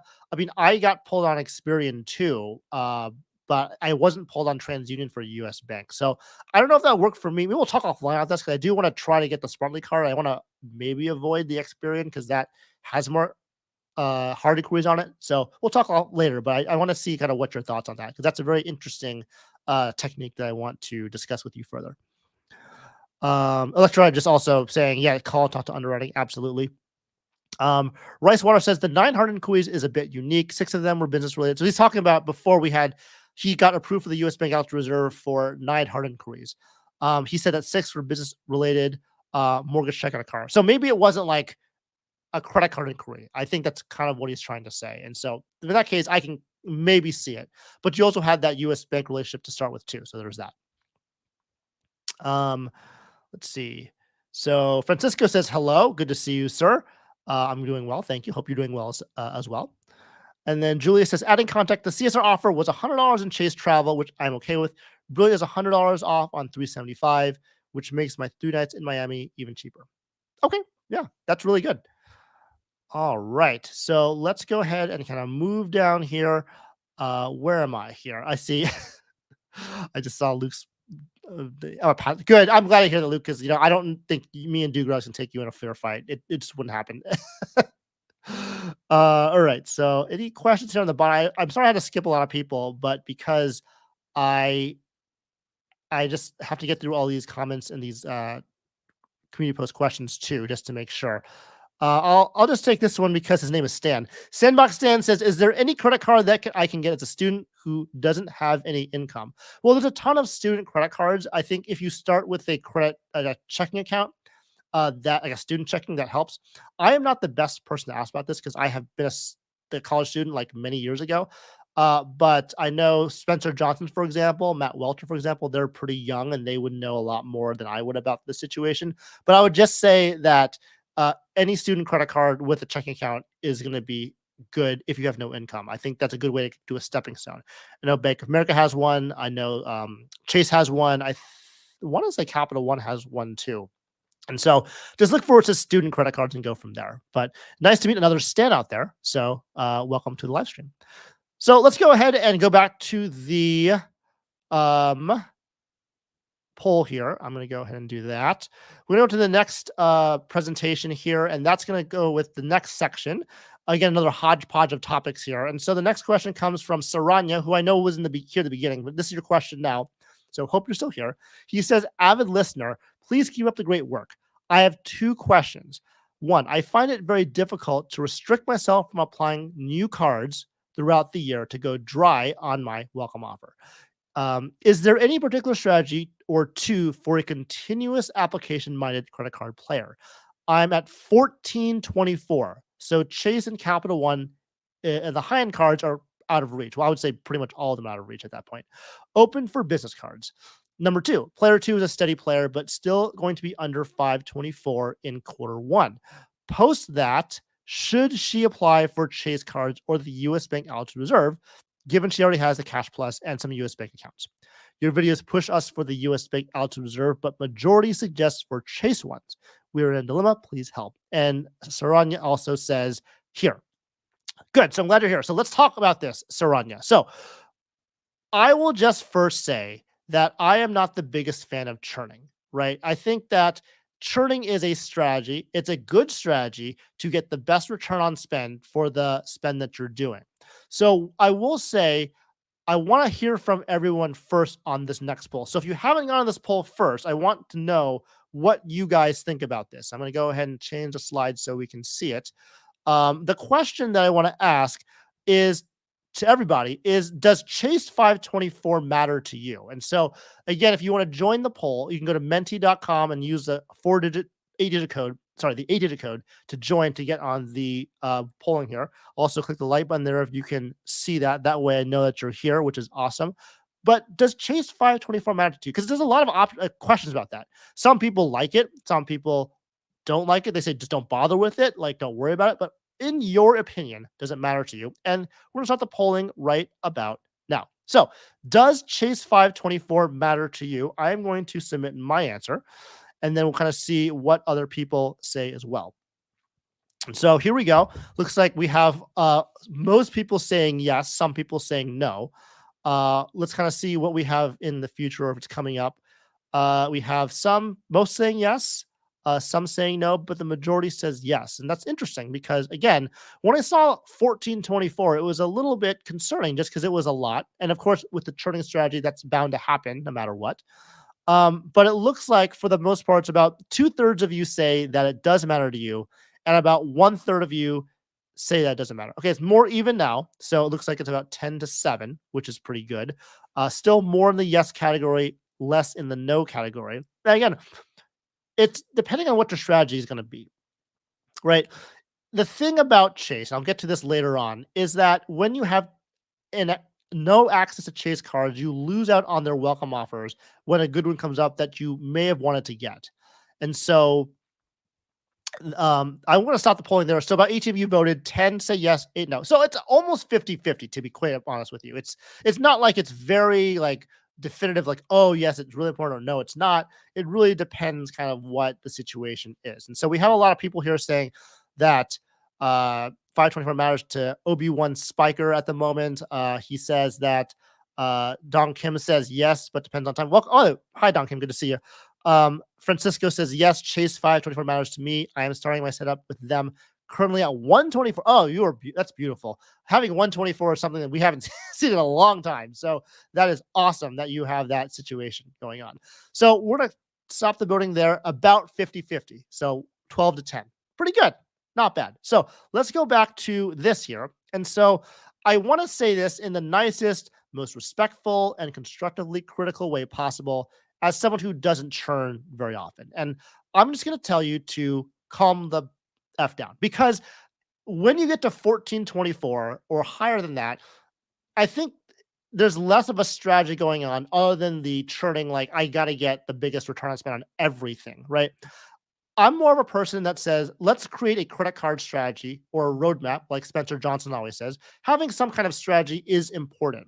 And I know Uncle Luke's there in the background saying that, Stan, you're wrong. And that may be another topic, by the way, for us to talk about in our next live stream. So write that down, Luke, if you're still here. So if you don't have a strategy, it's hard to really kind of really maximize what you're doing if you want to go slower. Because the problem with the churning strategy is that at some point, whether it be chase or another issue, you're going to have a situation where you're going to get denied for cars just every single time. And the reason for that is because you're going too fast. Your velocity is too high. There's too many hard inquiries. There's too many new accounts. And you don't want to be in that condition because then you're stuck, right? And we'll talk about what to do in that situation. But I want to just document and just define that the churn strategy is this, is to apply for as many cars as you can for the welcome offer only to get the highest return on spend possible on all of your spending. And there's nothing wrong with that. It's just there's a ceiling limit to where you get to go, and then you kind of are done. And then you can't really go anywhere in the credit card game because you've really used all of your chances, spent all of your chances, so to speak. Right. And so the issue with the churn, like I said before, is that it really destroys your 524 status. And some people say, well, just don't apply chase cards. But the problem is chase cards have some of the best welcome offers. And so why would you really not worry about that? Because you want to avoid that. Now, Cesar Joel is coming in here, like a boss, saying he's currently at 1224 and got approved for 2 chase cards. And that shows you that it's different. The chase 524 rule is going to be different for someone like Cesar, who probably has a very thick credit profile, maybe a little bit older, has more credit cards under his belt than someone who is in their 20s or 30s, right? If you're 20s or 30s and you have a thin credit profile, like the 524 rule is a very big deal. But if you have multiple cards, very well aged, you may have a lot more leeway in that chase 524 rule, also depending on if you bank with chase or not.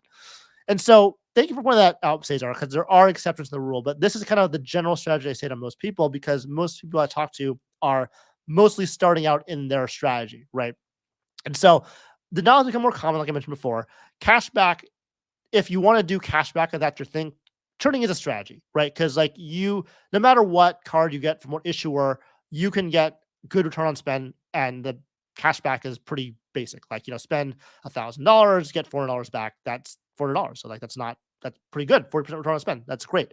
The points though, if you're like a travel person and you want to get points, the next question is you want to make sure you understand what you're churning for. And in your question, Saranya, I didn't hear a goal of what you were churning for. So I don't know if it was a cashback strategy or a travel strategy, but that would be something to think about when you're asking yourself, is there a good strategy to do with the way that I'm churning?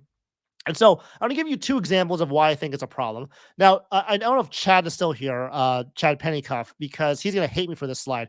But, the Disney cards, they really kind of suck. I'm not going to lie.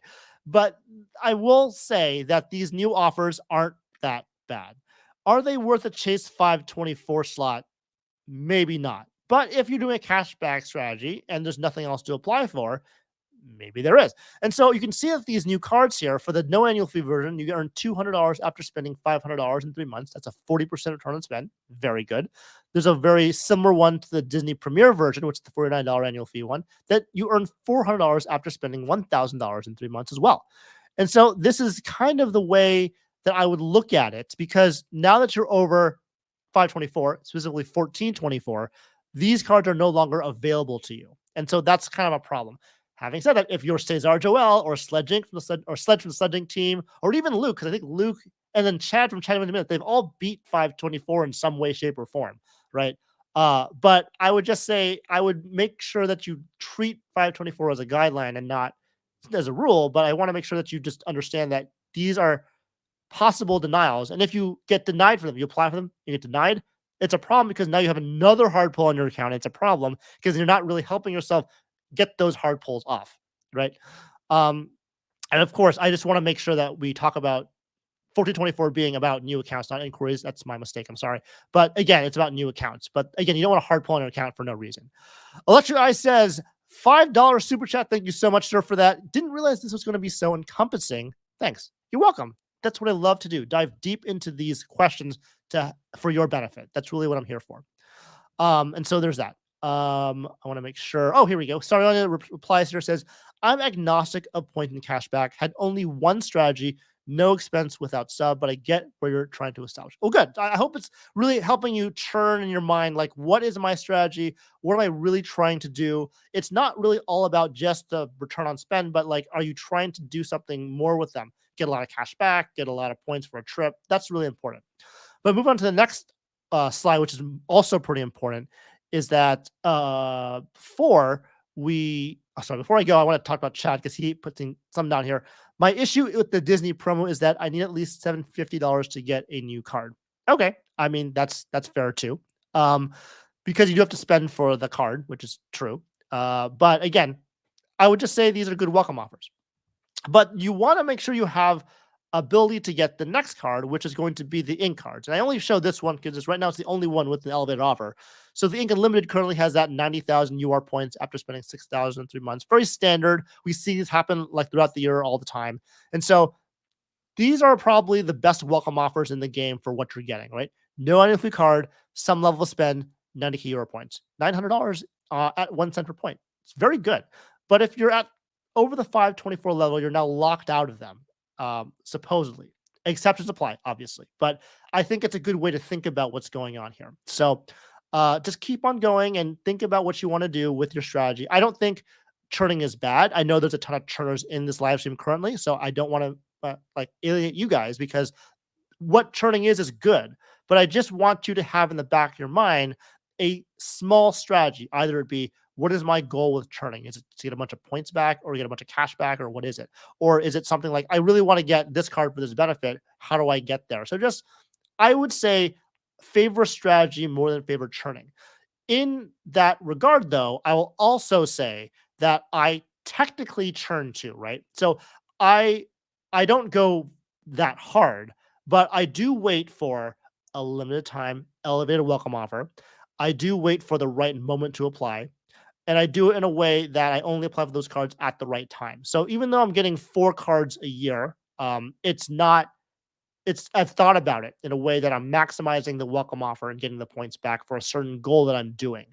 And so I don't keep those cards over a year typically. I close them. So that is technically turning, but that I'm doing it in a way that's not as velocity dependent and not super fast. That's going to be a problem where it really overshadows that Chase 524 status. And I also want to give a shout out to Electric Eye, who has become a member. Thank you so much for that, sir. Again, if you want to become a member, you can click the join button down below if you're watching on desktop. And then it's something that you can do to support the channel. And of course, we're growing a big community here as well. And so I really appreciate you joining, and you get some good icons next to your name as well as some emojis in the chat. So definitely check it out. I also try to get a lot of your comments answered first on the videos too. Since I'm getting a little bit more comments these days, I try to prioritize my members first. Okay. So there's that. So finally, my recommendations for you, Saranya, I want you to relax, take a deep breath. It's okay to not have a welcome offer to work on. I would just say, if you have a core credit card setup, that's what you would fall back on and use that. Like for me, I use the US Bank Altitude Reserve, and it's always been a great fallback because I always know I'm getting the best type of return on spend. But if you don't have a core setup, maybe it's worthwhile to build that core setup, which is basically, what setup are you using if you are not working on a welcome offer? That's what that core setup means. And for your player too, I know you mentioned she was below 524 in Q1 of 2025. The question for you is, do you want chase cards? Do you want a new card for your core setup? If you want the US bar, are you optimized to get that new account? We also have that note that's saying that they may close that off in November, which I hope is not the case, but that's been a rumor. So definitely keep that in mind. But if you want chase cards, then I would say just get the chase card, because now you're below they're below 424 or 524. But if you have a certain other reason to get another card, get that card instead. All right. So hopefully I answered your question, Saranya. And hopefully we can kind of get you to figure out what your strategy, whether it be churning or not, kind of be what you want to do. Okay. Cesar, I hope Cesar is still in the chat here. He was earlier here praising the Hilton Aspire card.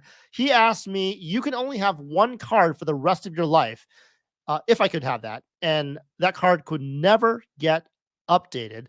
Which card and why? Keep up the great work, mi hermano. Okay, Cesar, here we go. I think you all are going to know what card I'm going to pick, but I also want to see if you guys are right, and hopefully you guys are right too. Saranya, you're welcome. Thank you for finding the question. Again, every month I do these lives, and so there is a community post for about 3 or 4 days to list those questions. If you want to be featured on the channel and give you a good in-depth response, I will certainly be happy to do so. And so definitely I appreciate the question. Hopefully I helped you out. But again, we're going to go to the poll again. So the next poll is up. So we're going to move that screen over here. I have talked about cards that I really like on my channel, and it's not like that hard to figure that out. There are 3 cards in particular that I love a lot. And so I want you to let me know which one of these 3 cards is my top card. Okay.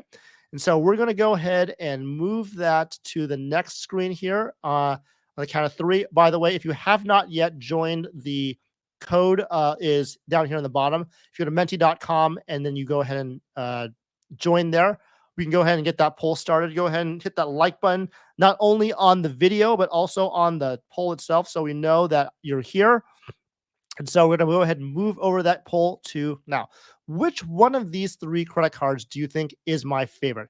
Is it the U.S. Bank Altitude Reserve? Is it Chase Ritz-Carlton? Or is it the Bank of America Premium Rewards Elite card? Which one of the cards do you think is my absolute top favorite card out of these 3, which, by the way, I've always said very positive things about? I think my audience knows me exceedingly well. There seems to be no there seems to be no dissent about what they think my top credit card is. And even that, he says, Joey Suck says, you're going to pick US Bar. Francisco says, lol, US Bank Ultra Reserve.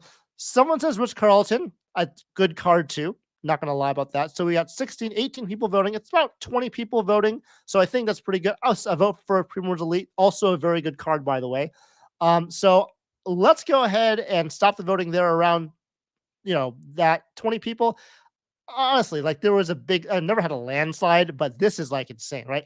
Now we have 21 people voting. So uh, everyone here is right, except for those 2 who voted for Ritz-Carlton card or the Pure Elite. My number 1 card is actually the US Bank Outdoors. There's like no question. There is no single one card that can do the spending that I want to do with the amount of rewards back in a simple fashion.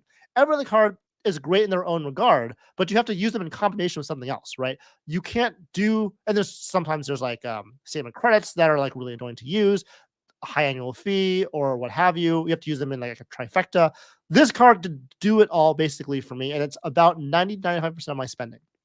So I have never been so enthusiastic about a card. I've never been so happy about a card. I've used it for about a year and have never had any problems or any doubts in my mind that this has been like one of the best additions to my credit card setup. And so that's why I really advocate for it so much. Oh, by the way, Josh is here. Josh said Fury. So sorry, Josh, you were wrong. But welcome. I saw you in the chat earlier. You were here earlier, but welcome to the live stream. Thanks for showing up, guys. Check out Josh Giebel's channel too. He's also a big fan of the U.S. Bank Altitude Reserve, and he does a lot of live streams with a lot of other individuals as well. And so check out his channel. Definitely. Great to see a younger individual with the U.S. Bank Altitude Reserve card too, because I feel like the younger individuals they tend to like chase more, which I get, but I don't see a lot of them having the US Bank Altitude Reserve except for Mr. Josh here. So welcome, Josh. Thanks for being here. All right. Vern also says also vote for Pierre to be funny. That's fine. That's why they're anonymous, unless you want to be let me know. But everyone was pretty much on par about what I thought my favorite card was, and that's what that is. Alex Walker's being funny, saying MasterCard Gold Card. That's definitely not my favorite card. I'll tell you that right now.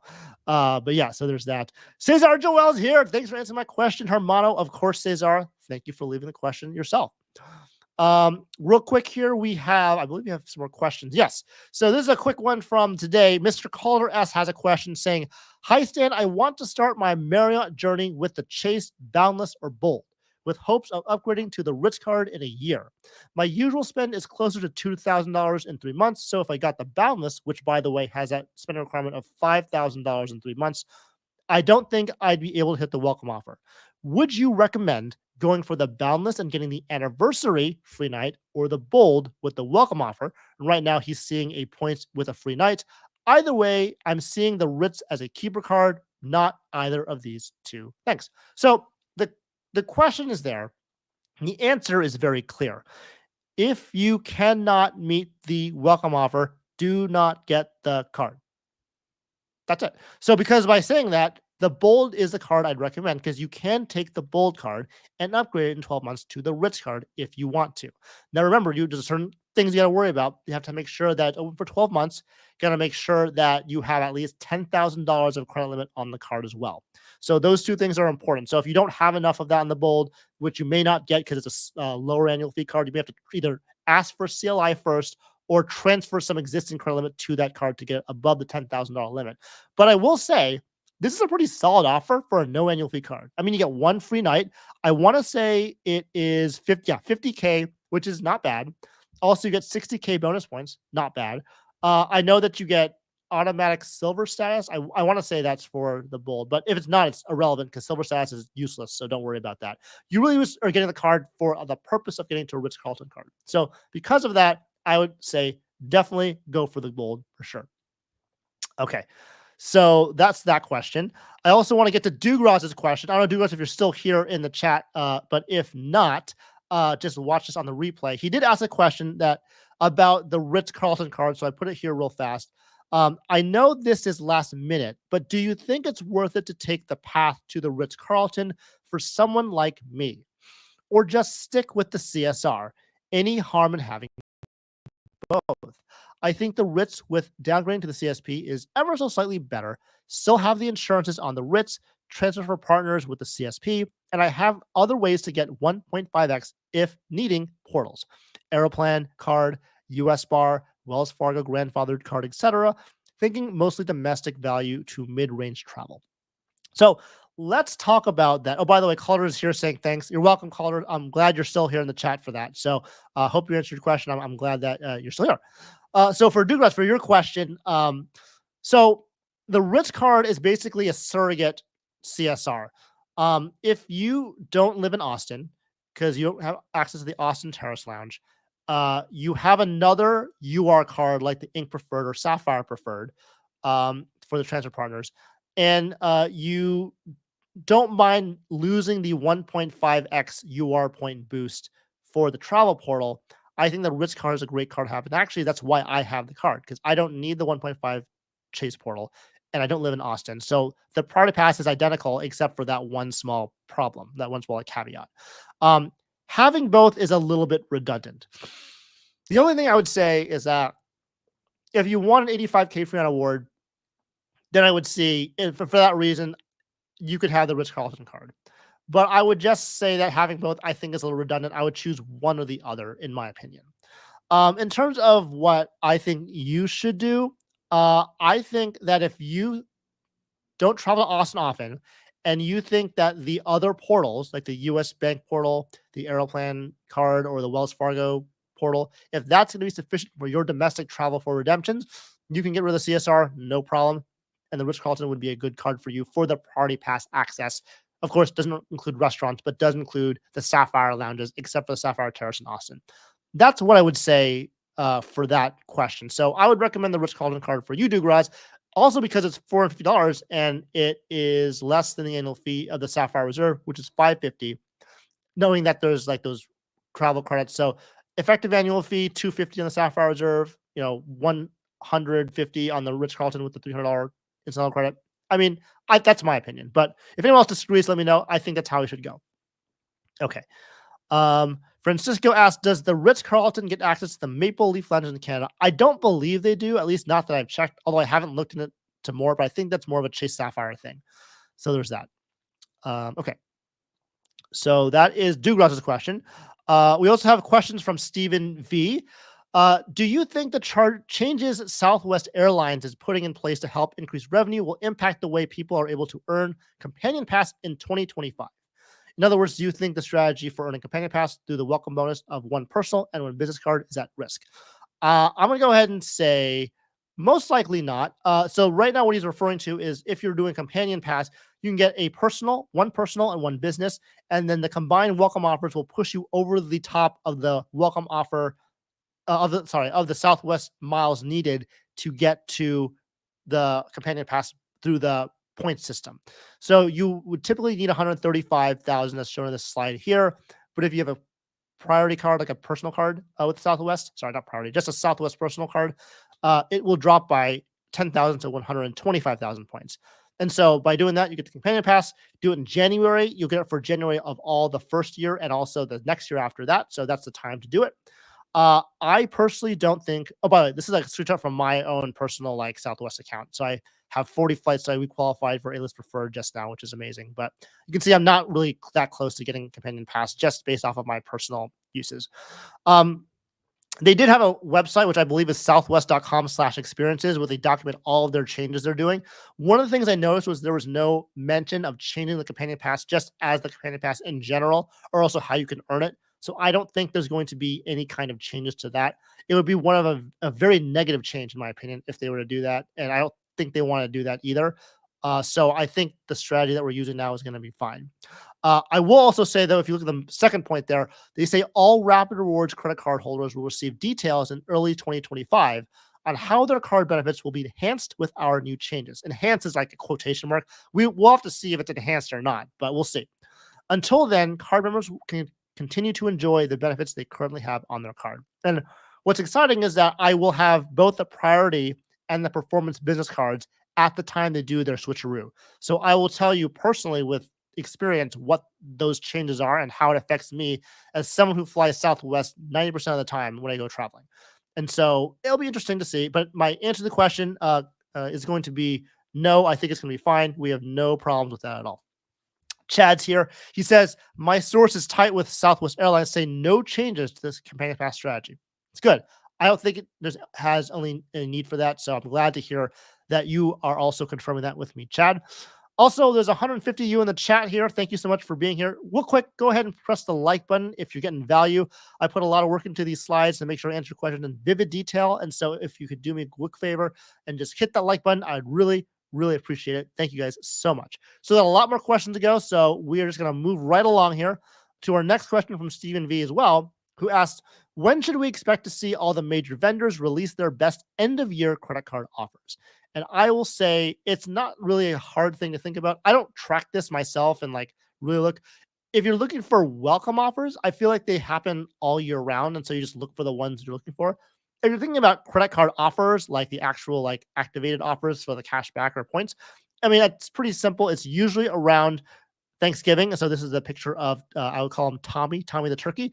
He's waving to you. He's saying, these are the offers that I'm going to have for you in Thanksgiving, Black Friday, etc. That's why I would think that you get a lot of good offers around the December holiday time. It's just, that's when people are shopping. And so that's where I think you'll get the best offers, whether it be Amex, Chase, Capital One, Bank of America, Citi, all that stuff. So I would just watch out for that. So there's that. So quick break here. I'm going to go ahead to Ian Mascal. Thank you so much for the super chat. Love the slides. Appreciate that. I think it really helps kind of with the understanding and the explanation. So I try to make them when I can.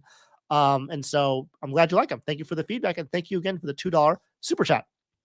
Let's see. 90K. David Williams says 90K gold bonus shows up for me in Amex pre-qualification tool. Great bonus. I think it's been harder than that in the past, but still good. So if you want to take advantage of that, go right ahead. Professor X says the Ritz-Carlton card also has free authorized users, correct? That's correct. They do have authorized users, and each authorized user gets their own priority pass membership with unlimited guests. Powerful. Sapphire Reserve has the authorized users. I think it's $75 per authorized user, and their priority pass is also with each authorized user, but each priority pass only gets 2 free guests. Now, I say that with tongue-in-cheek because it depends on the priority pass lounge you're going to. That's going to determine ultimately how many guests you can bring into the lounge. But at least on paper, that's what the difference is going to be. All right. And so let's see. Ariane, I don't know who about this card, so you'll have to ask somebody else. But no, I do not know about Amegy Bank business card. That may be a bank that's more local or regional to you.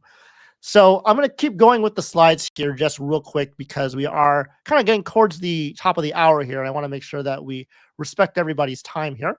So we have a few more questions. They're not necessarily credit card related, but they are kind of credit card adjacent to some of them. So that's going to be section number 3. So my boy, Anthony Venture says, can you show off your museum credit card pieces like you did on one of your first shorts? So What it's referring to is that when I was a younger YouTuber and experimenting with different types of video formats, one of the shorts I made was I made like a little collage of my platinum credit card, my Amex Platinums, and I put them like I would in a museum, kind of like how Chase Yokoyama does in like his like there's like a little he made a little frame and like put the cards in them. Like I kind of did that with a short. And so I'm not going to necessarily do that again, but what I will do, Anthony, for you and for the rest of you is show you what cards I think are cool to see because they're either expired or not there anymore. Just some of the cards that I personally have that I think are unique and cool to show off in this little section here. So the first is obviously the Amex Platinum. We all know this. We can all get these cards. We have the regular OG. You have the other one that looks like an abstract painting and with the flowers on it. The names of the artists escape me, so I'm not going to butcher their names or anything, but you can get them and choose them depending on what you want to do. So there's the Amex Platinum. I also have all the Amex Gold cards. Now, the Amex Gold cards, I've canceled all of them because that card is no longer useful to me, but I did have it for a couple of years. And so I did get the gold card. I got the rose gold card. And for those of you who think that the rose gold card is not pink, you can clearly see that it's pink. And so you can't tell me it's not pink. So there's that. The third card is this new white gold thing. And so I did get this gold card too from a good friend who let me take their card for this picture. And I will just say that if you look at the PDF or the digital version of this card, or what it should have looked like versus what the card actually looked like, it is like night and day. One looks like a platinum that's like rusty, and one looks like what the white gold should look like. So I thought that was kind of a miss on the aesthetics for the gold card. So there's that. Other cards I think are cool to look at. I have the Delta Reserve 747 card. That's the card there on the right, and the image of it on the left side there. That was in 2022. I know they had another version of that, the white version, which I didn't end up getting, but I have this one for my collection, so that is a very cool card to have as well.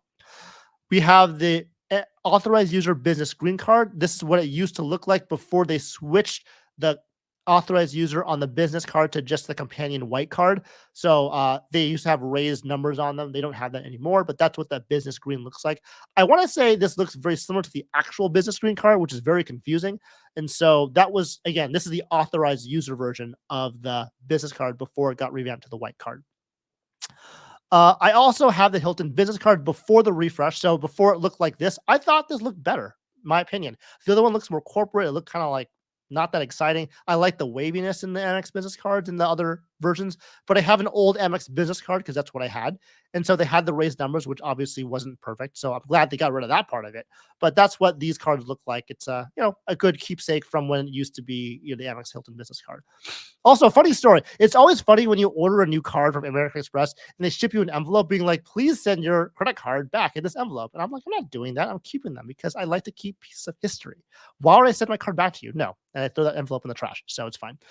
So the next card we have here is the Amex Cash Magnet, which is new because obviously this is no longer being able to apply for just recently, but I have an Amex Cash Magnet card. So that's what that looks like. It's very similar to what it looks like on the actual, image file. Blue. It's actually a pretty nice looking card. And so I would definitely look, keep this as a handy museum piece. But it's very much like the Blue Cash Preferred, and so or the Blue Cash Everyday, and so it's just a nice like third card that has that same kind of look to it. Hopefully, we'll get to see that silver version of the card. I've seen that silver version that was rumored to be like the Everyday and Everyday Preferred card, like the new aesthetic, but I don't know if that ever became a thing. But definitely something cool to have, a piece of history. The Amex Cashback was a card I had for some time, but then a product changed that to a Blue Cash Everyday. This is the Bank of America card. This is what it looks like now on the left with the image file, but on the right, before it was the customized cash rewards card, it was actually called the cash rewards card. And this is, again, my second oldest card compared to the Blue Cash Everyday, which is my oldest one. So I had this card for like many, many years. And so the cash rewards card looked like that. I mean, it's nothing really to write home about, but it was nice that they didn't have the numbers on the front. So I like the new version better, honestly. So I'm glad they changed it. But the name is just so long. It's like Bank of America Customized Cash Rewards. It's like I can't it's too long. But it used to be Cash Rewards, now it's Customized Cash Rewards. And then finally, you have the Chase in Cash. I actually got this card in 2021 before they did the change to the new version of the in cash. So on the left is what we typically see now, and we have almost forgotten how the old in cash looks like. But this is what the old in cash used to look like in 2021, where the ink logo was more prominent on the top. It was kind of laser etched on, and there was also just like now, there's also like embossed numbers on the front of the card. I personally like the old version of the card, the way it looked like. That's just me. But I don't mind the new version either. I just prefer the old version more. And so that is the kind of museum pieces I have. Hope that was enjoyable for a lot of you guys, just seeing a little pieces of history. Of course, there'll be more history as cards change, their aesthetics or get canceled or revamped. So we'll have to keep an eye on that for sure. The next one comes from Uncle Luke. Uncle Luke says, Stan, you have a full plate with travel, work, YouTube, and husband duties. Yes, I do, Luke. I sure do. Any tips on staying productive and keeping the pace with a crazy busy life?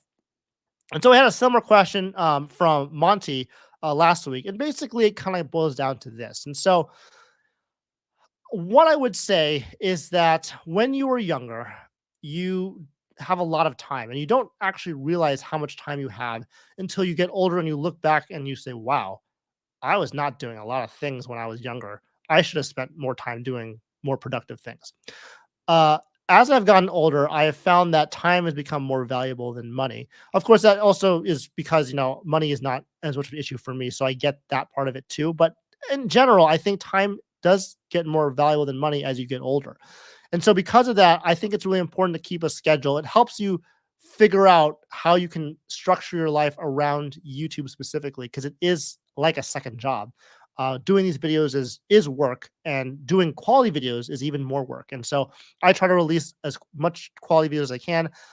You create your own schedule, so you can say I'm going to do this, that, and the other thing, and only you're beholden to that. I think that as long as you're clear with who you're speaking to about what your schedule is, they'll be fine with it. It's just a matter of trying to do the best you can with your own life and weave it into your own personal life. Systems is very helpful. I think that is a big thing too. So if you have a system of how you create videos or how you like run your life or run your family or like do your extracurricular activities, that's important. As well as third, having a simple credit card setup. And so I always love to see like these 5% everything setups with like 10 cards, which by the way is the best way to do it ultimately. However, doing that is just not useful or beneficial for a lot of people because it's just not worth the time and effort to do that. So having a simple credit card setup has always been what I have recommended people to do, because I think you want to spend more time doing other things you love doing, like spending time with your friends and family, or like doing something, some hobby you want to do. And so there's that. So that is what I would recommend for you, Luke. I know it's kind of a hard thing to say. I know as we get older, we have more responsibilities. We just have to figure out a way that makes it work for you. Okay. And so the last question here is from my boy, Matt Welter. And this is where it's going to get a little crazy in the last 10 minutes of this live stream. So for those of you, before you leave, I want to make sure that I put this up here. Please hit the like button if you're getting value. Very important, especially if you're on your way out. I really appreciate it if you hit the like button. This next section is going to be a little bit tricky because his question is going to be, Stan, if you had to make a YouTube channel about something completely unrelated to credit cards, what would you talk about and why? And before I get into that, I'm going to, so that Kid Cat, thank you so much. The credit cookie. Oh, that's right. I'm the cookie. That's I don't know, like I think it's Spanish for like tree frog or something like that. Thanks for the super chat, Kid Cat, for $2. I really appreciate that. I hope you enjoyed the live stream today. I hope you guys got a lot of good value from the credit card knowledge that we had. Of course, I can't do these without you guys, so I really do appreciate all of you guys showing up every single month for them. So I don't want this to degenerate into a comment situation, but I want to just be open about, if I had to make a YouTube channel about something else, what would you talk about and why? And what I want to say is that when I look at my YouTube watch history, and you all should do this too, and see like, what are your hobbies? What do you like look at? What do you watch the most? And for me, it was credit cards, and it still is. But since I would say the middle of July, for a specific reason, I started to get into politics a lot more. And so I think if I were to talk about another topic that's not credit cards, it would to be a political commentator. And I know that's definitely something that's hard to say because talk about credit cards and talk about politics is completely different. You can make a lot of people angry because they all have different views and viewpoints, but I would really try to. I love this. Josh thinks it's stand the political front. Yeah, yes, exactly. The way I structure my credit card content is I will always tell you the truth. I will tell you exactly what I think about each credit card, not because of referral links or referral bonuses, because they're being sponsored. I haven't had a single sponsor on my channel yet, and it's on purpose because I can tell you my true thoughts without any biases about what I think is the truth and what's truthful. Because I think what we're missing out in our society these days is people just have gotten tired of being lied to, whether it be in politics or in finance or in um, social media or anything. Just people don't like being lied to, and that includes myself too. And so I get that, and so I want to be a force for good and to be truthful about things that I say. And for me, that realm is basically going to stick into credit cards, right? So I want people to just know that that's where my stance is. But because of that, I also want to put this very interesting poll up because it is a poll. This is the last poll of the day, and it's a true poll about what you think I'm going to ask. And that poll is, who are you going to vote for in the 2024 US elections? I see that David William already said he voted for Kamala. He needs Obamacare, which is totally fine. Um, Again, there's going to be a couple options here on this poll. It's all anonymous, right? So no one's going to know who you're voting for, and you can even lie if you want to. It's not a big deal. Don't lie. But I want to see in this audience who is voting for who in the US elections. And so again, if you haven't seen how to join, you can go to menti.com and enter that code to do that. And I'm going to switch over to the polling right about now. So we have Harris Walls, undecided, Trump Vance, and other not voting. Those are going to be the choices you have in today's poll. Okay. So I want to see kind of what people are voting for, and no judgment. I just want to see in this, in the people that are voting, who is voting for who. And so it looks like we have a big Harris Walls contingent. We have some Trump Vance. I'm glad that no one is voting for Jill Stein. Or not voting. I'm glad you're all voting. I think that's really important, by the way. So far we're doing pretty good. I did not put the numbers on purpose just because I want to make sure this is as anonymous as possible. But it looks like we are looking at mostly Harris Walls. And again, I don't know what part of the country you're from, what state you're from, or anything like that. So it's really, truly just an anonymous thing to see who is voting for who. And so that is interesting that we have about 70% saying Harris Walls, 26% saying Trump Vance, and then 5% undecided with, which I think is a good thing, is people are not saying they're voting for other or not voting. And so I'm going to probably end the poll here. So we're going to say 3/4 Harris Walls, 1/4 of Trump Vance. And so when we look at the end here, I'm going to go back to this here. So we'll enter right there. This is the US election, right? And I think it's been so interesting how it's developed so far. I think it's one of the most critical elections of our time. You can see that right now, there's been a lot of polling in like what has been going on from state to state. But in general, there are basically 7 states that are going to be those swing states that the votes are going to be very, very crucial and important, right? And so for me, I've lived in 2 states, Massachusetts and California. And so if you live in those deep blue states or deep red states, if you vote for the other party, it may seem like your vote may not count.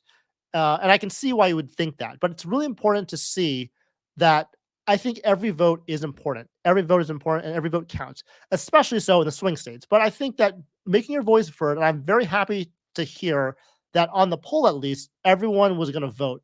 And no one said not voting or said other. They were basically going to vote for some candidate, or they were undecided, right? And so if you're undecided, you have about 2 weeks left to go. I think just make the best judgment for yourself. What is the most important policies to you, and make your voices heard. So just make sure that, from my perspective, whether you vote for Harris Walls or Trump Vance, we all want the same thing, and that's a better America. So I'm all about, making sure that America is a great country. And so whether you think Harris Walls is the way to do that or Trump Vance is the way to do that, it's important. And so the last thing I wanted to say for this live stream is to go vote. I already voted. I voted early in my local district. I went in person and used a paper ballot, and I made sure my vote was counted because I think it's that important. If you want to mail in vote, that's totally fine. If you want to vote on election day, that's totally fine. But the point is, go vote. It is an honor and a privilege as a U.S. citizen to vote. It's one of your best privileges. So do it. Whether you vote for Harris Walls or for Trump Vance, you want to make sure your voice is heard no matter what part of the country you are, because every vote counts. And it's going to be a very, very contentious election. And I think it's going to be important to get as many people out as possible to vote, whether you believe something or not. Before that, we have a few things. We have Josh Ing says, everyone's just do Ryan put Shrek. So no one's doing that. But you certainly could write it if you wanted to. Vernon Gomez says, this is always interesting to see. Finance tends to attract right-wing types, but also educated types tend to break left. It's very true, Vernon. There's a lot of different. That's why I wanted to see what the people in this live stream was going to vote for, because I'm always interested to see who my audience is. And, whether you vote for Harris Walls or Trump Vance, I don't really care. What I care about is what we think about credit cards, right? We can have different political ideas, but still have the same goals when it comes to our credit card content, our credit card strategies, and our credit card situations. Francisco Montiano, who are you voting for, Stan? So I'm not going to say directly who I'm voting for, but what I will say is that there are three major issues that I care about in this election. The three issues are the economy, immigration, and public safety. I support our police officers, I support our border control agents, and I support having groceries be less than they are now. And so based on that, that is how I'm going to be voting for this election, or actually how I already voted for this election. Vernon Gomez also says, guys tend to be right-leaning too, but this community tends to break younger, which is left-leaning. Not taking a stance here, but it's interesting. Yeah, it is interesting. I think it's always cool to see what the audience is. Nikosi's here. When you start that political channel, I'm in, man. It's going to be Trump. So we have some people going for Trump, some people going for Harris. I think, who is it? I think it was David Williams wanted Harris. So we have people on both sides. Again, it's going to depend on your state too. Matt Clausen is very tight-lipped. I know people want to step away from politics and just not talk about it. And I'm going to be the first to say that is actually the wrong move. Not saying that you can't be tight-lipped, Matt. It's not that. It's just that I think what we have become is just we don't want to discuss the policies anymore. We don't want to discuss open dialogue. I don't know if you guys watched the vice presidential debate between Tim Walz and JD Vance. I actually really liked that debate. And the reason why is because both of them were cordial to each other. They're pretty nice. And they didn't get along, but they were respectful, and they focused on the policies that matter to Americans the most. So if you haven't seen the vice presidential debate yet, I would highly recommend it. The presidential debate between Harris and Trump was exactly what I thought it was going to be, just a bunch of not that helpful stuff. But I really thought JD Vance and Harris, they did a really good job in terms of, being respectful and also trying to get the policies to be better understood by, the American people. So that's just my 2 cents on that. But I really think dialogue is important when we come to these political things. Josh Ing says, my county only does mail-in for early voting. Oh, I'm sorry to hear. I'm sure there's a way for you to do regular voting, but I don't know where you're from, so I'm not entirely sure. Let's see. We have this. We have a lot of people saying Francisco also supports with his police department. Obi-Wan Spiker says Harris. Josh Giebel says, great debate between Vance and Walz. I agree. VP debate was very normal, which was new. Yeah, I really enjoyed that debate because it was really substantive, and it was just nice to see that for once in a chill. Fall F says Trump 2024. Kid Kat says, agreed, it was like a 2012, 2008 debate, which was so nice. Yeah, see, I think there's a lot of you out there, we want to discuss policies, whether you're Republican or Democrat or independent. I think that's really cool that we're dialoguing. And that's why I like to dialogue the credit card stuff too, because I like to talk about the nitty gritty. I wish we did more of that in politics, honestly. And this is a long answer to Matt's question, but yes, I would want to be a political commentator because I think it'd be so much fun. I have so much to say on the topic, but I have to also grow thicker skin because people on the credit card community, they're pretty nice, and there's some mean comments, but it's not like that bad. Like in politics, like it gets real bad, and so I'd have to grow really, really thick skin for that. Fall F helped defeat communism. I agree with that. I actually don't want communism in the United States, and so we want to make sure we do everything we can to suppress that for sure. I wish I could vote in Nevada. I live in Barstow. Oh, so you're from California. Okay. So so you live in a deep blue state. And so it looks like your vote will go to the way that the state is probably going to go. Josh Ing says, kind of cool to see people for voting for both parties, but not at each other's throat in this chat. Absolutely. I think it's good to be respectful and have good, respectful conversations. And so that is what I would say for that. What do you think? Oh, here we go. Kirby says, what do you think about Trump saying that he wants to cap credit card APR 10%? I think it's good. I think it'll probably make it worse for us because we'll have less rewards because the APRs and the interest that is paid to the companies help fund the rewards programs, whether we want to believe it or not. And so I think it'll make it worse for us. But I think, again, depending on what your issues are, if your issues are like whatever they are, if it supersedes what that says, then maybe you would vote for Trump versus Harris, depending on like what you think is more important. Again, you may not agree with Harris on everything or agree with Trump on everything, but you have to choose a candidate that supports the types of things you want to be implemented in the country the most, right? So it's not 100% thing. I don't think everyone is like 100% like Trump is right, 100% Harris is right. I think we all have some kind of blend, but we just favor one candidate more than the other. I agree. Joe Phillips puts an interesting point. Problem in politics today is both sides are seeing a different set of facts. That is like the most true statement I've heard so far. If you look at like Fox News, they say things one way. If you look at MSNBC, CNN, CBS, ABC, they see things another way. But that's why you don't watch the media for like a lot of things. You want to watch the debate yourself. You want to watch the Al Smith dinner yourself. You want to watch all these things and you make your own judgment about what's going on. That's what's important about you as an individual and as a voter, so you can make your voice heard the way that you want it to be heard. We have alternative facts or fake news, of course. Vernon Gomez in swing state or swing Georgia. Yeah, Georgia is it's going back to that slide here. It looks like it's a swing state here, so we'll see how that goes. I think it's right now polling more Republican than it is Democrat. Of course, it can change at any point. It's I think 18 or 17 days left for the election, but it is a swing state. It's like your vote is really going to matter. So it's exciting times for you, Vernon. Hope you go out there and vote. Mike Ellis says, gotta get Stan the political frog channel. Yeah, I know. I would love to do that. I would love to do these things, but I only have so much time. I don't want to I would love to talk about politics, but I know like it's going to take a lot more work. I want to do the research. Like for credit cards, like I know it so well. I almost don't have to do a lot of research because I know it just like the back of my hand.